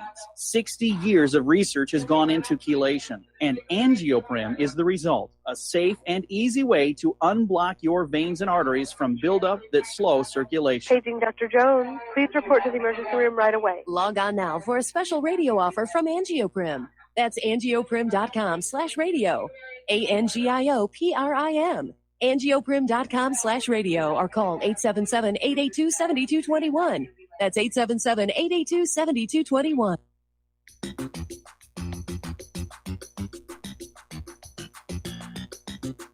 Welcome to What Really Happened Radio. Visit us online at whatreallyhappened.com. And now, set your eyes on the future and let's consider what really happened. And aloha, America. Welcome back to our show here. We're talking with Tom in Florida about immigration, and whether you're talking about the remittances being sent back to their home countries, or the free medical care, or the Title VIII housing, which has finally been cut off, there is no question that this flood of illegal immigrants, something like 26 million strong, is a huge burden on the American people. Oh, absolutely. Yeah, Michael, but I do want to give you something on what's going on also with that situation. Donald Trump's getting ready right now to put tariffs on Mexico for illegal immigration. He's going to tariff them. I don't know if you heard about that. No, I hadn't. Yeah, he's going to sign a law. I believe it's going to be next week. He's going to sign in a law that Mexico, they're trying to pass this thing with Canada and Mexico, but Trump's also threatening the fact that he's going to be signing a bill very shortly that if Mexico doesn't stop this flow of illegals coming here, he's going to put tariffs on them. And I got a little bit of information, Michael, that was really interesting you might want to be aware of. A friend of mine, he's an Ecuadorian, and he told me a lot of these illegals go to Ecuador because Ecuador uses American currency, and they love the American currency, and they do not want to leave Ecuador at all. They love that city, Guayaquil, whatever. Yep. And he was telling me that all these, Ecuador's not taking no more illegals. They can't handle. They're bursting at the seams. But he was telling me that a lot of these Central Americans, they are only coming up here to get the remittances to send back to their families in Central America and Mexico, mainly Central America, because I mean, if you get $1,000 sent back a month to one of those families down there, they're living a pretty good lifestyle. Yes. And if you notice, a lot of these Central Americans, they do not want to head over to Venezuela or Argentina, which is a lot closer, believe it or not, than the United States. They're not going to Argentina. They're not going to the the South American cities. They're coming here to the United States. And they're not going to those countries in South America. Well, I can understand why they wouldn't want to be going to Venezuela right now. I mean, that's a war waiting to happen. Right. I understand that, but if that was a straighten out, they still probably wouldn't want to go there. They'd rather come up here to this country. And that's what Trump's, I think, looking at. He's realizing, wait a minute, this is nothing but a total invasion of our country. Yes. These people are not, most of them are 90% of our workers. I mean, we got enough people doing lawn service and all that. So yeah, I don't know what's going to potentially happen other than just Nancy Pelosi, like Michael, I keep harping on, you get tired of me hearing it. But until I see Trump arrest some of these Democrats or any Republicans for sanctuary cities, I don't think this thing is going to stop. Until you see one of the news networks say a breaking news, Trump is now having people arrested for aiding and colluding a sedation of the nation through illegal immigration. Until I see that, I don't know what to expect from this administration or what's going to happen in the government, period. Because it's just an onslaught. In California, like if you think about it, that was the home of Ronald Reagan. Yeah. And you couldn't get a dog catcher barely elected as a Republican over there nowadays. Most areas. Yep. And California's gone. Arizona's going to be next. Texas is on the brink. I mean, Florida, the governor here is DeSantis. He signed a no sanctuary city bill. So, I mean, that was great news. So we'll see what happens. But I still say, Michael, this immigration thing's got to start with people being arrested. That's what I got to say. Yeah, it will. Okay, Tom, got to let you go. Got to take a station identification break. Back with another phone call after these few words.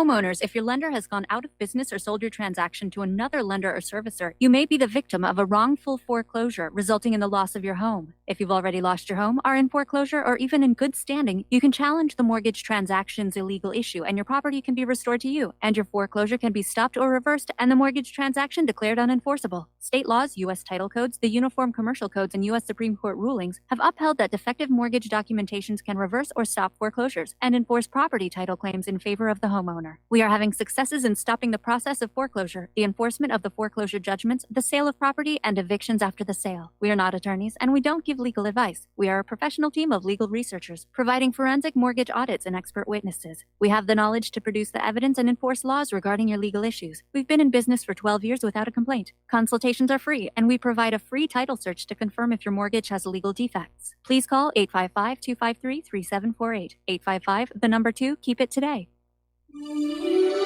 This is RBN, the Republic Broadcasting Network.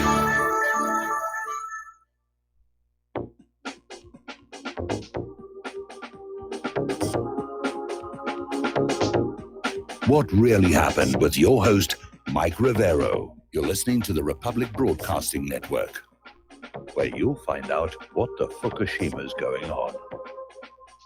And aloha, America. Welcome back to our show, hour number 3. The phone lines are open, 800-313-9443. So getting on back into the news, talk about Boeing here a little bit. Apparently, Boeing CEO Dennis Muilenburg was being interviewed and admitted that, yes, Boeing fell short on safety, specifically about the angle of attack disagree alert, which had been standard equipment on all earlier models of the 737 and was now an optional for extra cash option on the MAX. But he's out there saying that he's confident that they've fixed the problems and that he would not hesitate to put his own family in a 737 MAX. And he said this on CBS Evening News. I don't know how the family would feel about that. So we'll see what's going to happen with that story. And last word I heard is that the 737 MAXs are going to remain grounded for another 2 months. And airlines are panicking. They're losing revenue. They're missing the summer travel season. It's a mess here. All right, let's talk about the Green New Deal. This, at the national level, is something proposed by Representative Alexandria Ocasio-Cortez, and it's turned out to be a massive failure. It failed in the Senate, and many Americans didn't want it to happen because it would crush an untold number of jobs in the energy sector, leaving middle-class, hardworking American families in a bad situation. But the Green New Dealers are not ready to give up, and they're trying to now push this at a state level. And apparently they've achieved their first victory over in New Mexico. Again, when Democratic Governor Michelle Lujan Grisham signed the Green New Deal-like bill known as the Energy Transition Act. The new law will require the state to transition to 100% carbon-free energy. It doesn't set a timeline there. And, you know, carbon is getting demonized unfairly. Carbon was made the villain, so it could be taxed and used to exert control over us. Carbon is not a bad thing. Our bodies are mostly carbon, in case you'd forgotten. And carbon dioxide is plant food. And even if we shut down all human sources of carbon dioxide, there are going to be things like decaying foliage, volcanoes that are going to keep pumping carbon dioxide into the atmosphere. But if there isn't enough to support the plant life, then plant life goes into decline, and we start going hungry. And we're already looking at that for the end of this year because of all the flooding. Okay. Planned Parenthood President Leana Wen is out there constantly screaming about how many women died from illegal abortions before Roe v. Wade. And over the last 3 months, she's used a line stating that before Roe, thousands of women died every year from abortion due to attacks on safe, legal abortion care or women not having access to essential health care. So the Washington Post decided to check up on that claim and discovered that the numbers were somewhat exaggerated. Now, as early as 1959, even pro-abortion researchers were acknowledging thousands of women were not dying from illegal abortions. That had been the case back in the 1930s because of a lack of antibiotics. But even going back to 1959, abortions were being done and the women were not being killed, not in huge numbers. Okay, we've got a little bit of a mystery to solve here. And we're seeing two different versions of the story regarding Trump's pick to lead the Bureau of Alcohol, Tobacco, and Firearms. And the guy's name is Charles Canterbury Jr.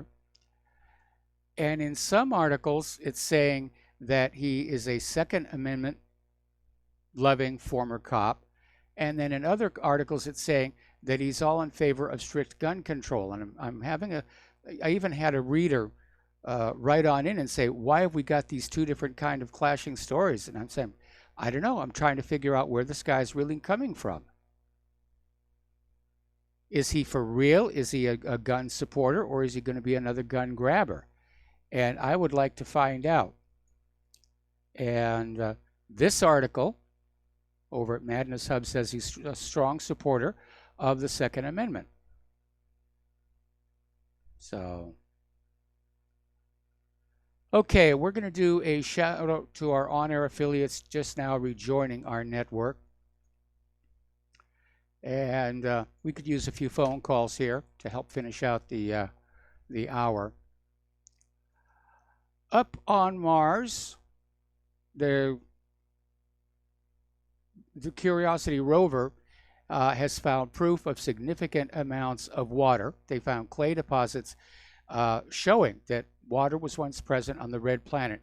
Now, NASA, let's be very honest here. We've known that Mars once had large amounts of flowing water going all the way back to the Mariner missions, which sent back pictures of very obvious stream and riverbeds. And it's been confirmed time and time again. And not to seem churlish or anything about it, but I would like Curiosity to find something new that hasn't already been discovered. Like, for example, what's inside those Martian blueberries? Are they really bacterial colonies? Remember a while back there was this spectacular picture, it was called the Martian crab? And it was this strange crab-like form sticking out of a hole in the side of a hill. And Curiosity didn't go back to take a closer look, but it certainly looked organic. Yeah, it's time to basically, I think, really do a serious search for life on Mars. I think it's there. Dr. Gilbert Levin is convinced it's there. And there was another article that came out about how this bacteria that can survive in 190-degree water proves there could be life on Mars. Well, Mars goes the other way on the temperature dial. They're very cold. Okay. So, yeah. Curiosity should have taken along a decent microscope to look for microbes here. Okay. story coming out of government slaves here. Apple's privacy shtick is just an act. And apparently your purchase history to iTunes is sold to data slippers, to marketers. Rachel Maddow's ratings continue to plummet. Well, she spent 2 years lying to her audience.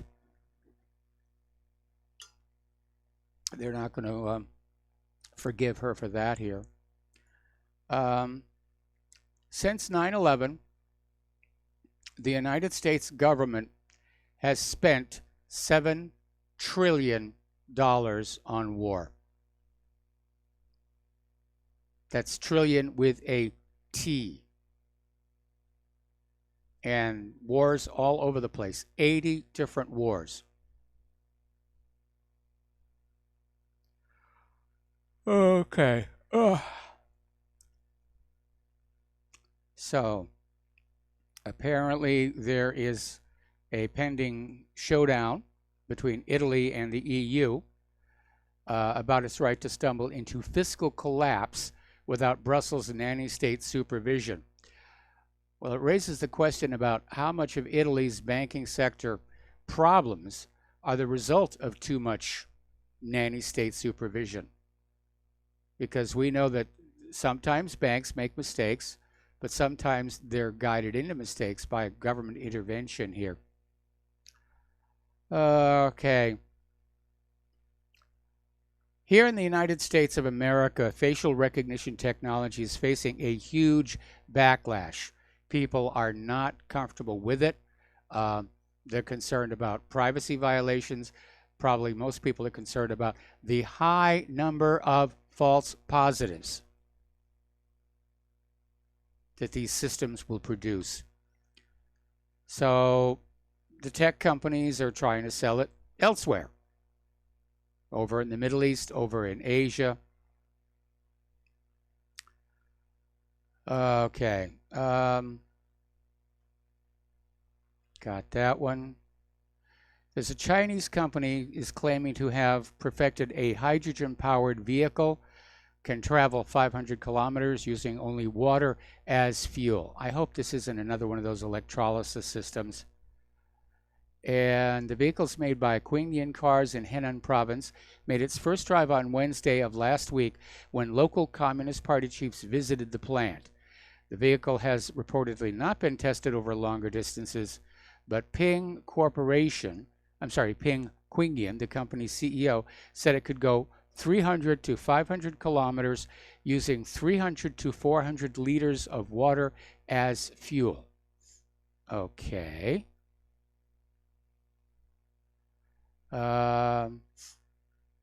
He's saying the water that we are using is ours. We don't have to go to the Middle East to buy petrol. Water is not polluting either. And apparently the car runs on a chemical reaction using a catalyst applied to a mixture of aluminum powder and the water. And apparently the reactants can be recycled. Well, that's going to be kind of interesting here. Alrighty. Apparently, Illinois, going against the national trend, has passed a sweeping abortion rights bill, and they've rolled back their partial birth abortion ban. That may be a bit of an overreaction. And again, abortion is such a gray issue.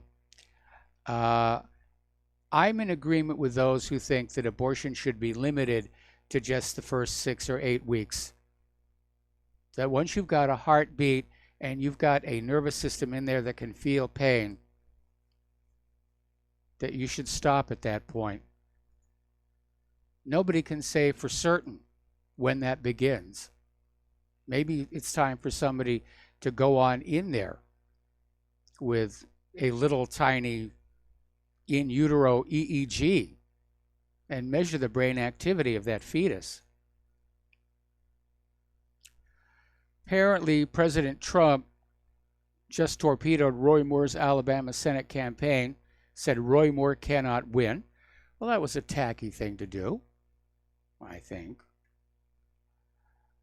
Alrighty. Let's go back up here, find some more news. Alrighty.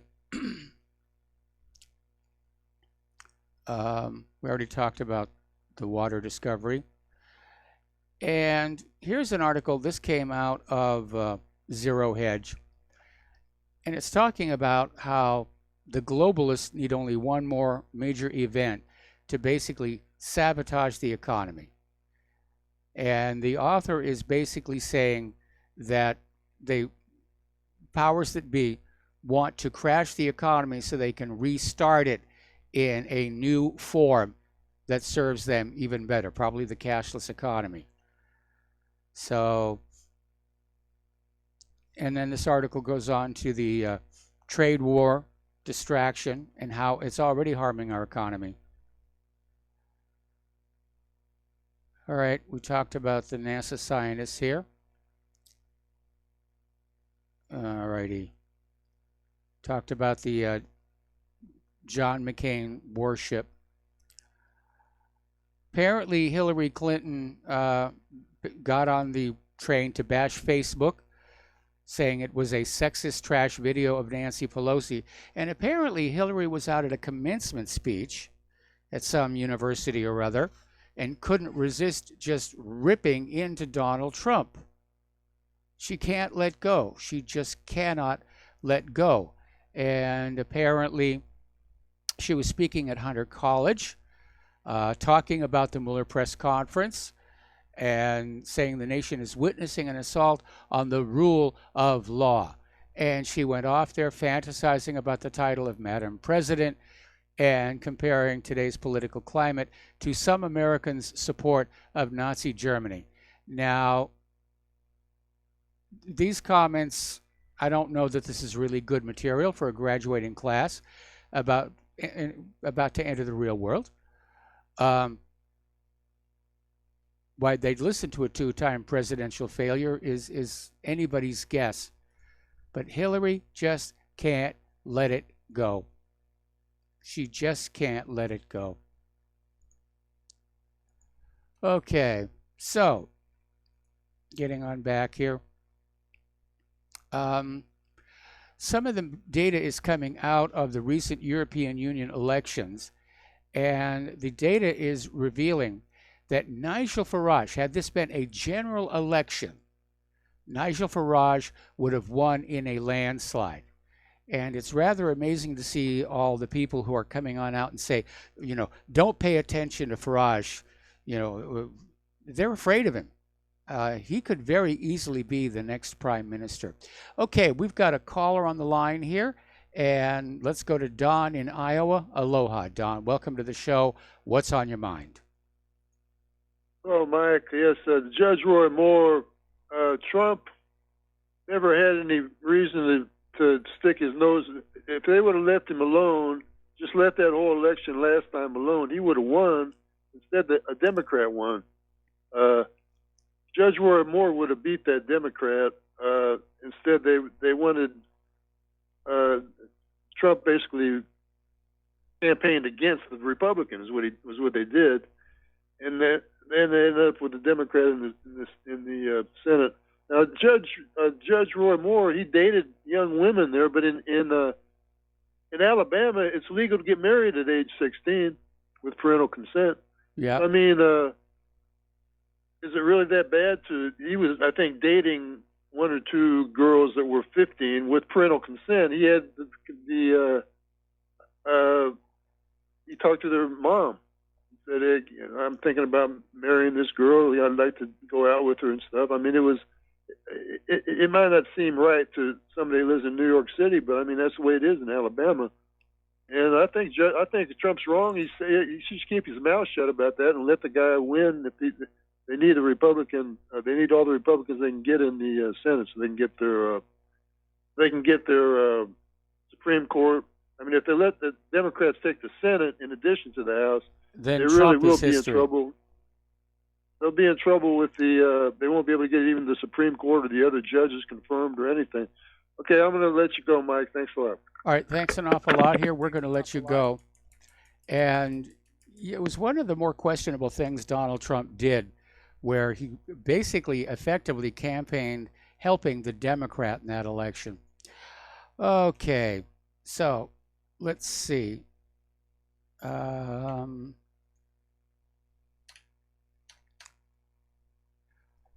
right. Going through stuff here. All right. We already talked about Chair and her tweet about wanting President Trump to be sexually assaulted. That's a little sick here. Okay, apparently this public library was going to have a Drag 101 class for teenagers. And apparently they decided to cancel the event after they got veiled threats and hostile messages. Has anybody really thought about talking to the parents about how they feel about all this? Anyway, we got to take another break for commercials. Join us on the air, 800-313-9443. We'll be right back.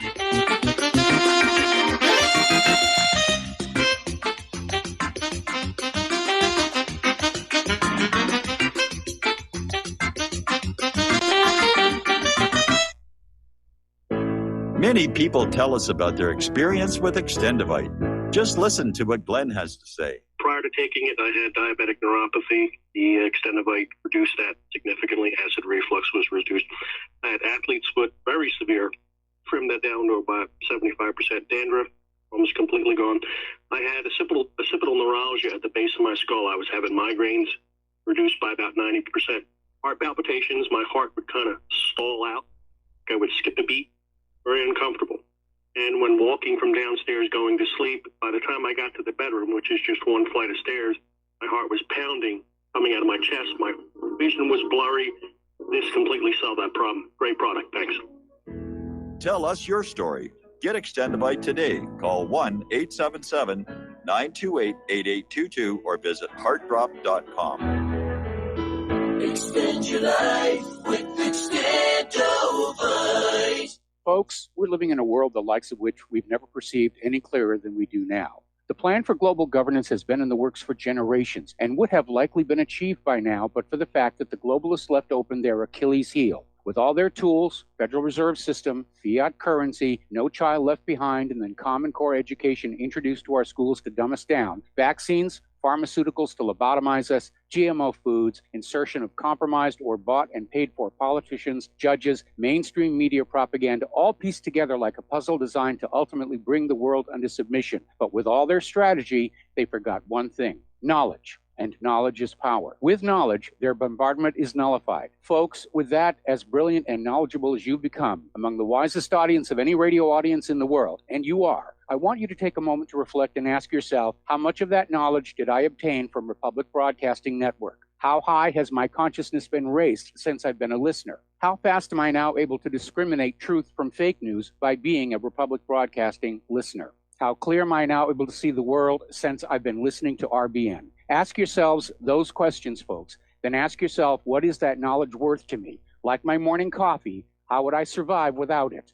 A voice of truth in a sea of lies. Do we not all need to make sure it survives? Like public broadcasting, we are now finding we can only survive with listener support. Censorship, advertisers being attacked, truth itself being attacked. It's the only way through this. We at Republic Broadcasting humbly ask you to become a supporter. Look at your budget and make a determination of what Republic Broadcasting is worth to you and what you can afford on a monthly basis. Go to republicbroadcasting.org and pledge 20, 30, 40, 50, if possible, 100 a month or more if it's affordable. Click the donate button and become a regular monthly donor. Assure both us and yourself that Republic Broadcasting truth will continue to flow like that morning coffee. The network thanks you.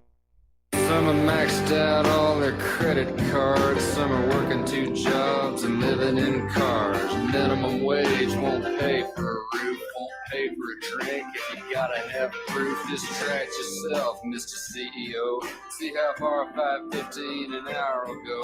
Take a part-time job at one of your stores. I bet you can't make it here anymore.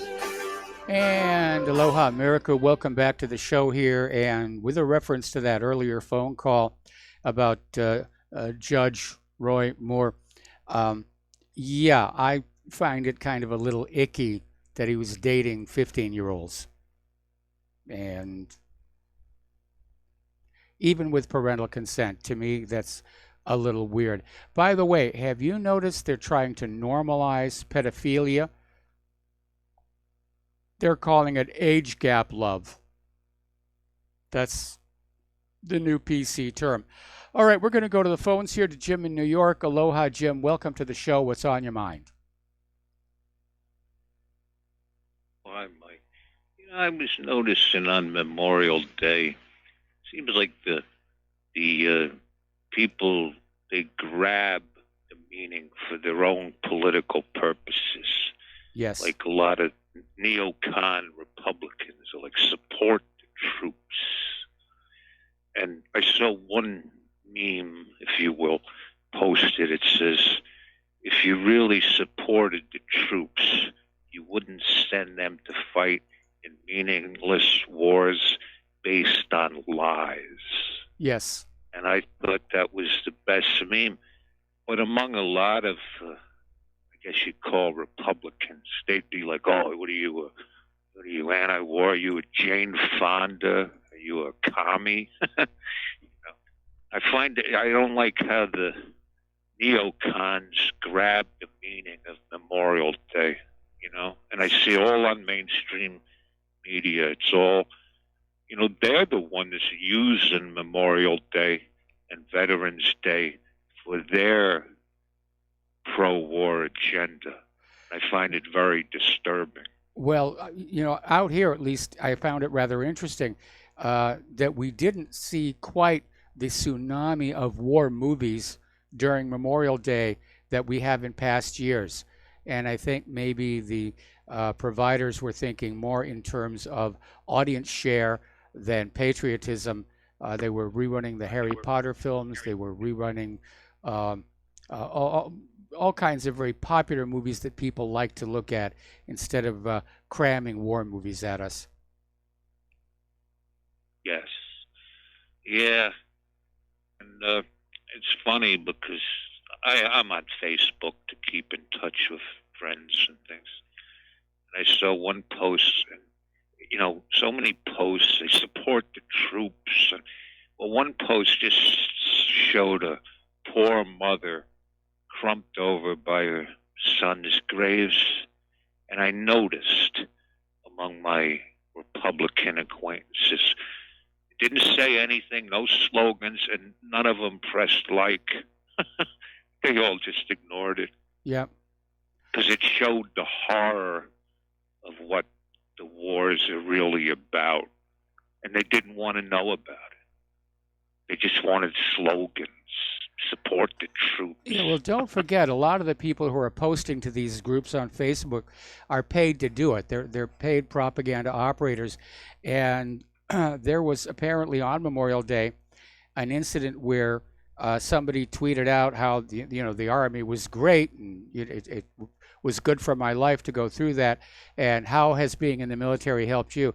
And it just triggered a Twitter storm of contrary remarks saying the Army ruined my life. I'm homeless now. I'm addicted to drugs, and I can't function. And it just kept on going and going and going, and finally they just deleted the entire Twitter thread. These things can really backfire. I think more and more people are willing to talk about the fact that war is a bad thing, that it isn't glorious, it isn't glamorous, that for all the pomp and banners and flags and music, that it's still people going on out to kill each other over land or gold or whose version of the currency everybody gets to use for the next 100 years. And it's stupid. And I'm sure that probably an advanced alien civilization looking down on us would be saying, are they nuts? Are they out of their mind? They're killing each other in an argument over ink and paper. How much more stupid does it get than that?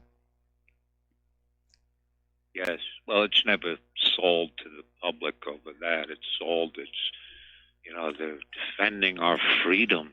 And they're, or they all stand by, God wills it. God wills it. Yeah. But I just hate how that, and I don't like neocons trying to grab the meaning of Memorial Day for their agenda. I hate that. And I Yes. see it all over the mainstream media, and it's enraging to me. But yeah, well, let's hope there's no more wars that'll create more people to reflect on Memorial Day. All right. Well, Jim, got to let you go. Got to take a break for commercials, and we'll be right back.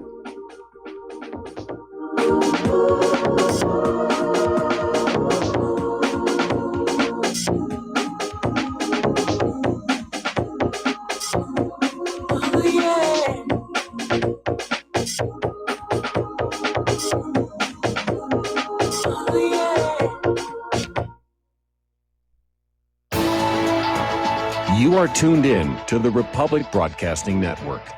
Visit our website by going to republicbroadcasting.org.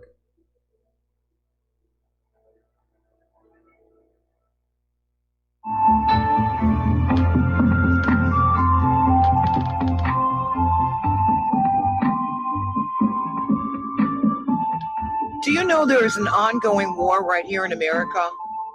Are you aware that U.S. citizens have been classified as enemies of the state since 1933? Have you recognized that our entire government is really a vast network of interlocking corporations engaged in commerce? Look up Title 28, Section 3002. Tune in to In Defense of Humanity on Saturday nights at 7 p.m. Central Time. Find out what's really going on and learn how to protect yourself and your family as flesh and blood men and women living in a corporate reality.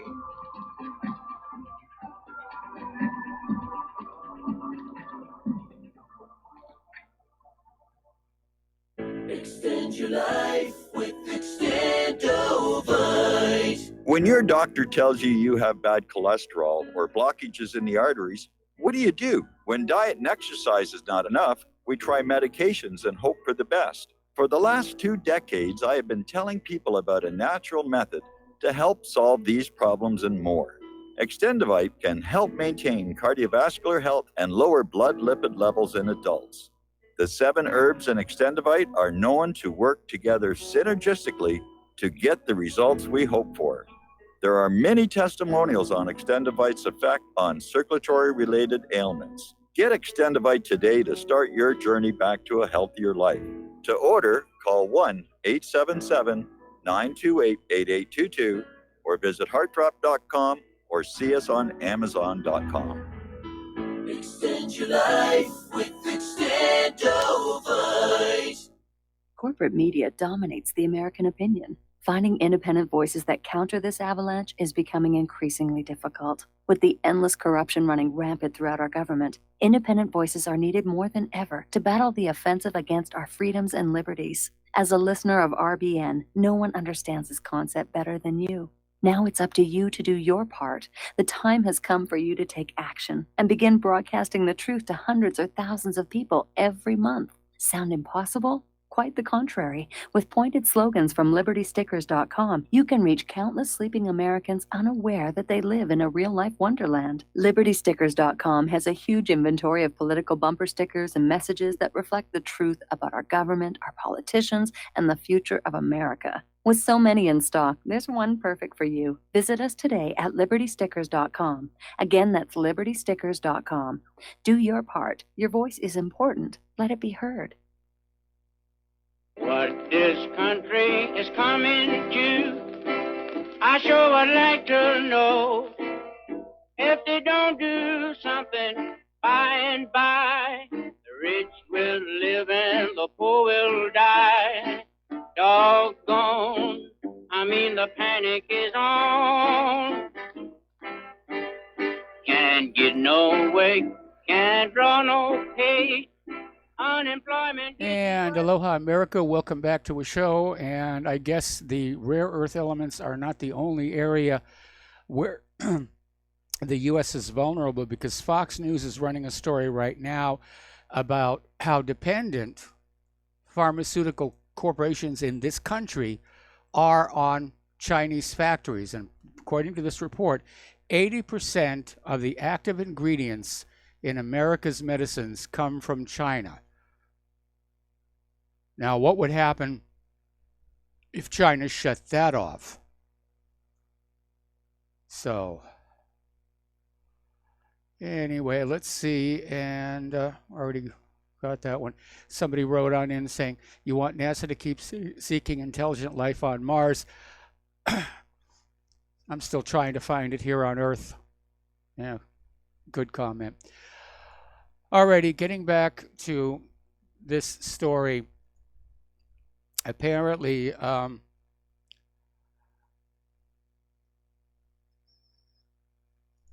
me just get past that one here. Okay, over in New Jersey, in Newark, apparently police have started ticketing drivers who give money to the homeless. And apparently it is a $50 ticket. And city officials are saying the new ordinance is intended to make the roadways safer for the drivers, the pedestrians, and those begging for money. I understand that issue. There are a lot of times I would like to hand a few dollars to a homeless person, but they're on the other side of the crosswalk and I don't want to tempt them into traffic. But at some point, we have to do something. We have to do something about all these homeless people in our country. You can't say that this economy is doing good. You can't say it's in recovery. It's just not possible. So they're also saying when a driver stops and gives a panhandler money, they're basically helping them feed bad habits. We want to discourage this. Well, where do you think these people are going to eat? I mean, it's utterly ridiculous. All right. Just check something here. And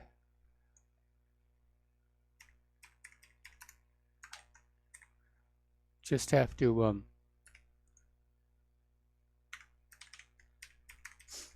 all right. Just had to correct something on my server here. But yeah, I mean, there are so many homeless and hungry people around. Now, there are programs like the ones at the churches. But a lot of these programs, they don't cover the entire week. I mean, it's where do you expect these people to go, especially here? We're on an island. It's not like they can walk anywhere.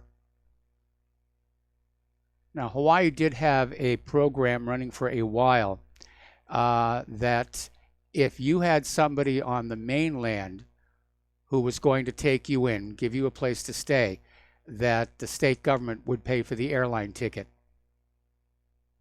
And I think that was a good program. I don't know if it's still underway, but it was a good idea. But it's like we seem to have developed this amnesia, if you will,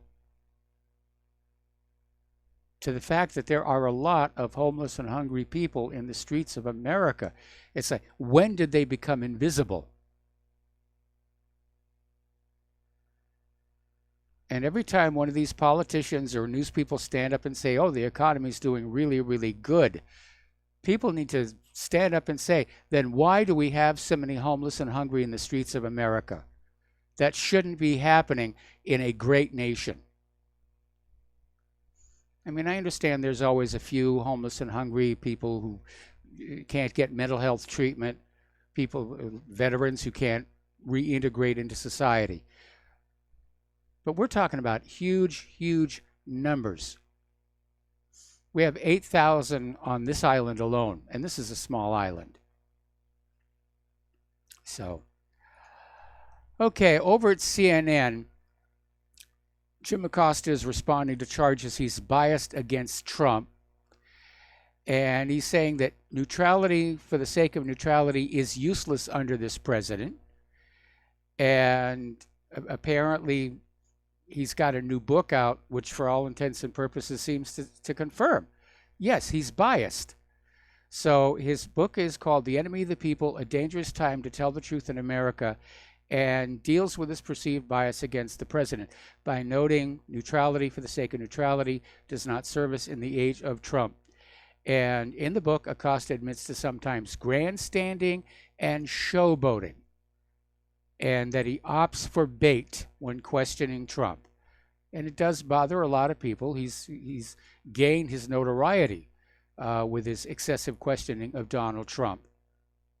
And, of course, being called fake news by him. Okay. Still at CNN, Chris Cuomo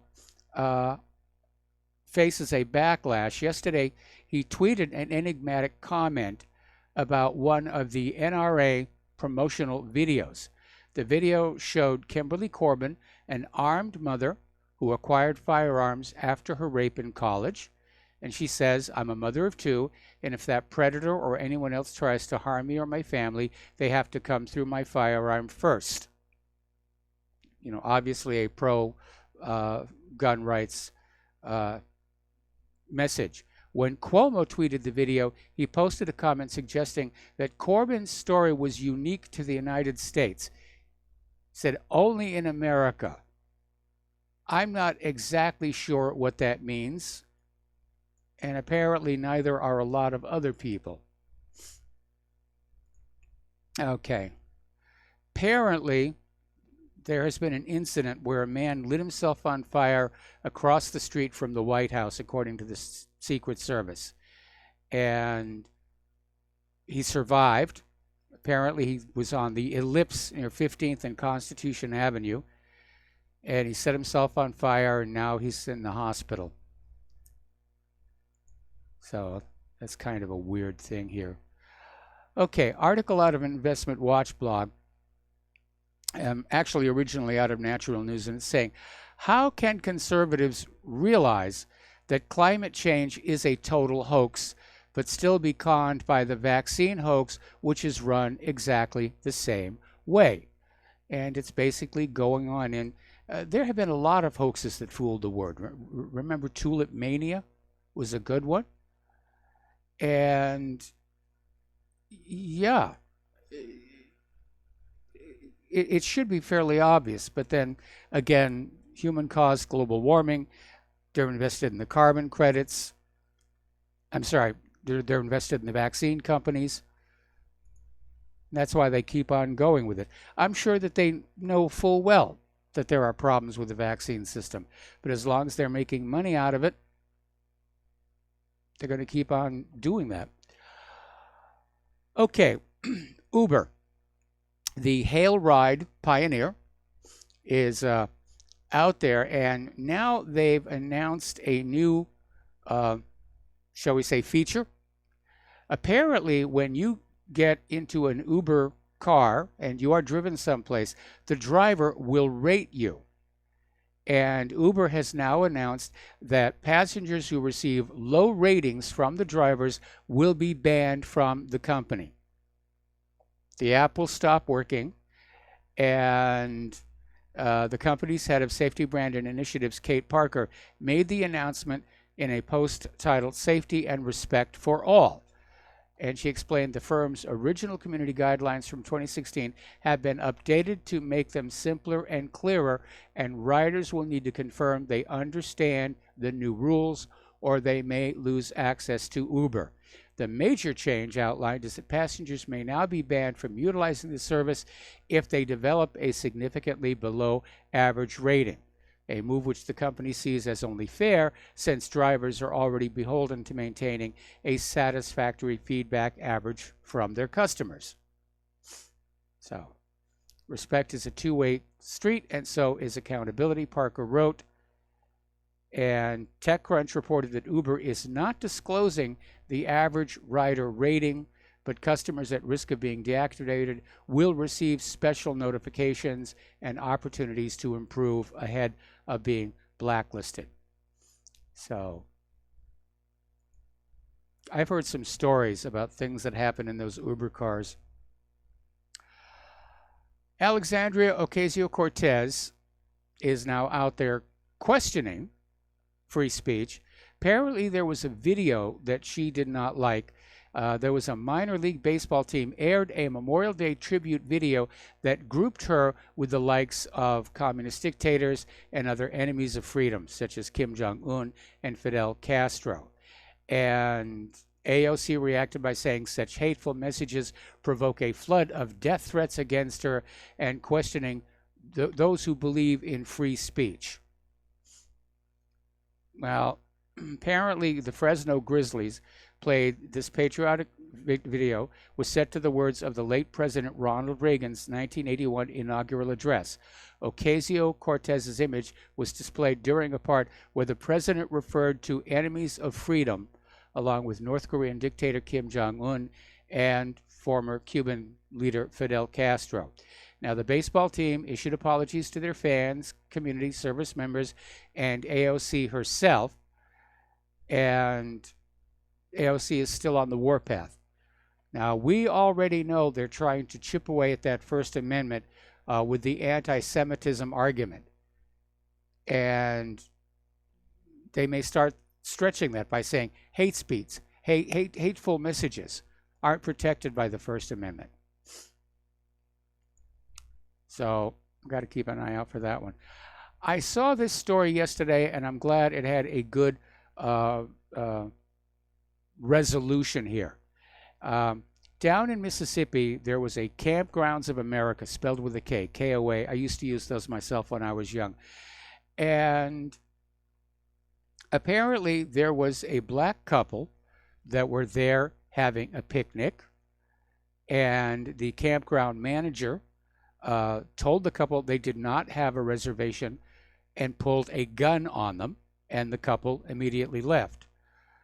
Well, that manager has now been fired. And yeah, I mean, come on. So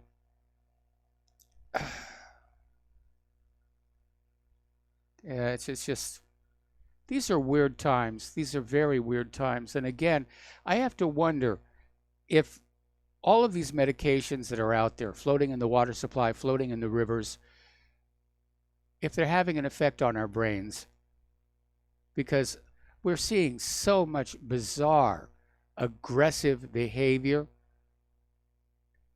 It's like the entire nation is walking around stone. All righty. Over in Great Britain, there was this ad for a Porsche garage in Great Britain, and it featured a sexy female mechanic. And on the basis of one complaint, just one complaint, the Advertising Standards Authority banned the ad. Now, the ad was published in the February issue of 9/11 and Porsche World magazine. It was captioned "Attractive Servicing," and it shows a female mechanic in a figure-hugging black outfit and wearing pink high heels working under the car. There's nothing shocking about it. There are no naughty bits showing. In fact, I thought it was quite artistic. One complaint. So we live in seriously restrictive times. We've lost our ability to just go with the flow. Okay, I mentioned this before, but I'm going to go through it again. And it's talking about there's this attempt to normalize pedophilia as a mainstream sexual orientation. And the move involved pedophiles rebranding themselves as minor attracted persons in the hope they'll be accepted as part of the LGBTQ community. And apparently it was somewhat effective, as multiple outlets reported it was okay. Now they're talking about age gap love in a reality TV show. Now, this is Great Britain's Channel 5, which was owned by Viacom, is promoting the relationship between a 16-year-old girl and a 44-year-old man. Instead of calling this what it is, the television network called it age gap love. Now, the age of consent in Britain is 16, but the program is admitting that the affection the 44-year-old man had for the girl began when she was well before that age. I think this is just a little bit sick. I think it's definitely a little bit sick.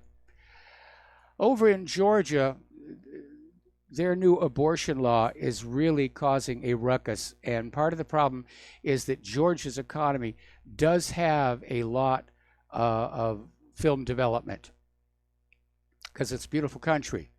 And so now Disney is saying they may pull out. Disney's chief executive Bob Iger told Reuters it would be very difficult for the media company to keep filming in Georgia if a new abortion law takes effect, because many people will not want to work in the U.S. state. Now, Disney has filmed movies like in Georgia like Black Panther and Avengers Endgame, and it would be a major blow to the state's efforts to create production jobs if Disney stops filming there. Now, we're also hearing that companies like Netflix are thinking about pulling out. This would be a major, major shock. Now, this is all based because back on May 7th, the governor signed into law a ban on abortion after a doctor can detect a fetal heartbeat about 6 weeks into a pregnancy. And the controversy is that many women don't know they're pregnant at 6 weeks. Anyway, we got to take another break for commercials.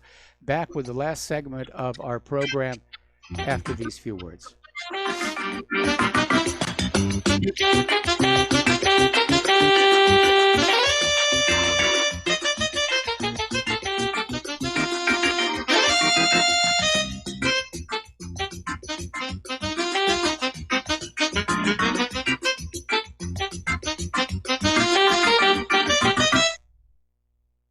Homeowners, are you in foreclosure, expecting to be served with a foreclosure lawsuit, or suspect your lender has coerced you into an illegal mortgage transaction?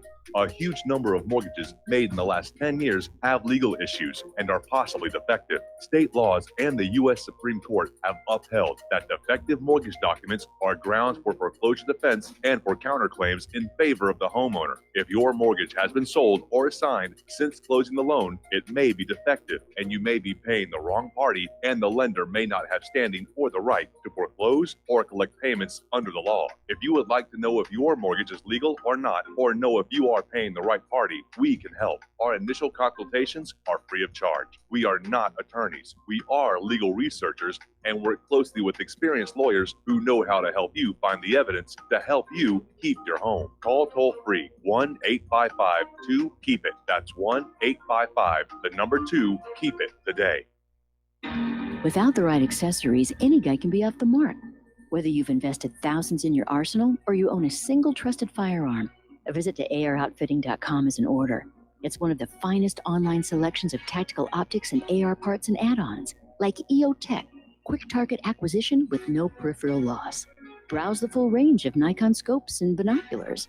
AROutfitting.com can illuminate your world with Streamlight gun-mounted lights from keychain to large handhelds up to 1,100 lumens. Find some stability with Battenfield tactical bipods. AirOutfitting.com has CMMG gun parts, barrels, assemblies, handguards, part kits, and more, plus magful clips and magazines. I know I've got you excited, so take a breath. Head to AirOutfitting.com. The site's super easy to navigate and features a ton of technical info, including links to manuals. We also welcome vendor and manufacturer inquiries. Remember, if you don't see it, we can get it at AirOutfitting.com. Tired of being lied to by mass media? It's growing more and more apparent today that news is received less and less through standard media outlets. Even with a growing audience every day, RBN is beginning to direct more efforts into social media. Social media and the use of the internet is fast becoming the primary source of people for news, regardless of demographic. RBN has set out to provide some of the best news on the internet through republicbroadcasting.org, and also has begun to use the tools to our advantage by way of social media. Republic Broadcasting is now operating a Facebook page to function as yet another avenue to have our collective voice reach new audiences across not only America, but across the globe as well. The Facebook page features not only news, but also an RBN player to listen to our broadcast. Get involved by visiting facebook.com/Republic Broadcasting and liking our page and share it with your friends and family, because you can handle the truth. Some have maxed out all their credit cards. Some are working 2 jobs and living in cars. Minimum wage won't pay for a roof, won't pay for a drink. If you gotta have proof, just try it yourself, Mr. CEO. See how far $5.15 an hour will go. Take a part-time job at one of your stores. I bet you can't make it here anymore. And aloha, America. Welcome back to our show. And we have an update about that story about the man who set himself on fire near the White House. And unfortunately, the news is that he died at the hospital. Apparently, he suffered burns to 85% of his body and apparently was high on drugs. He'd been taking synthetic marijuana laced with PCP. Bad combination. And police sources say he was hallucinating and did not respond to them. And the Secret Service put the blaze out, oh my goodness, and took him to the hospital. All right, so we're talking about entertainment. We're talking about Georgia. And as it turns out, everybody wants to get into the movies these days. Barack and Michelle Obama have started a production company. They have apparently a deal with Netflix. And now Hillary and Chelsea Clinton are cooking up a production company focusing on stories by and about women. And Bill Clinton obviously is not going to be part of this. But Hillary and Chelsea have been speaking with studios about financing a slew of programs, basically saying the discussions are just in their infancy. The Clintons plan to use film and television to influence culture and society now that Hillary Clinton is out of politics. Oh, that were so. So Hillary Clinton previously signed on to help produce a TV show with Steven Spielberg. That series, The Woman's Hour, is an adaptation of a book about activists who fought to get the right to vote. So everybody is getting into the movie and TV business here. Let's see. I think I mentioned this earlier in the show, but maybe not. The former Assistant Secretary of State for Diplomatic Security testified under oath that he warned Hillary Clinton twice about the unsecure BlackBerries, and she just ignored him. That is a real mess. And somebody, it does deserve to be fully investigated. She did commit felony violations of Title 18. Comey admitted as much. So, anyway. Apparently stamps are being issued here in the United States to commemorate the Chinese contribution to the first transcontinental railroad. Well, it's nice that they're doing that, but those Chinese were not really treated all that well by the railroad companies. And so I used to be a stamp collector, and I let that all go away when I was much younger. Stamps are so expensive these days. And let's see, anything else here that we can look at? 73% of oncology providers see benefits of medical marijuana. Okay, there's the music. Time for me to get on out of here. Please stay tuned for John Stadmiller. I'm sure he's got lots of useful things for you to hear about. Please share what you learn here with all of your friends. Use email, paper mail, face-to-face. Don't bother with social media. It's being totally scrubbed at this point here. Please donate to Republic Broadcasting. Please donate to What Really Happened. And we'll see you tomorrow. Aloha, America.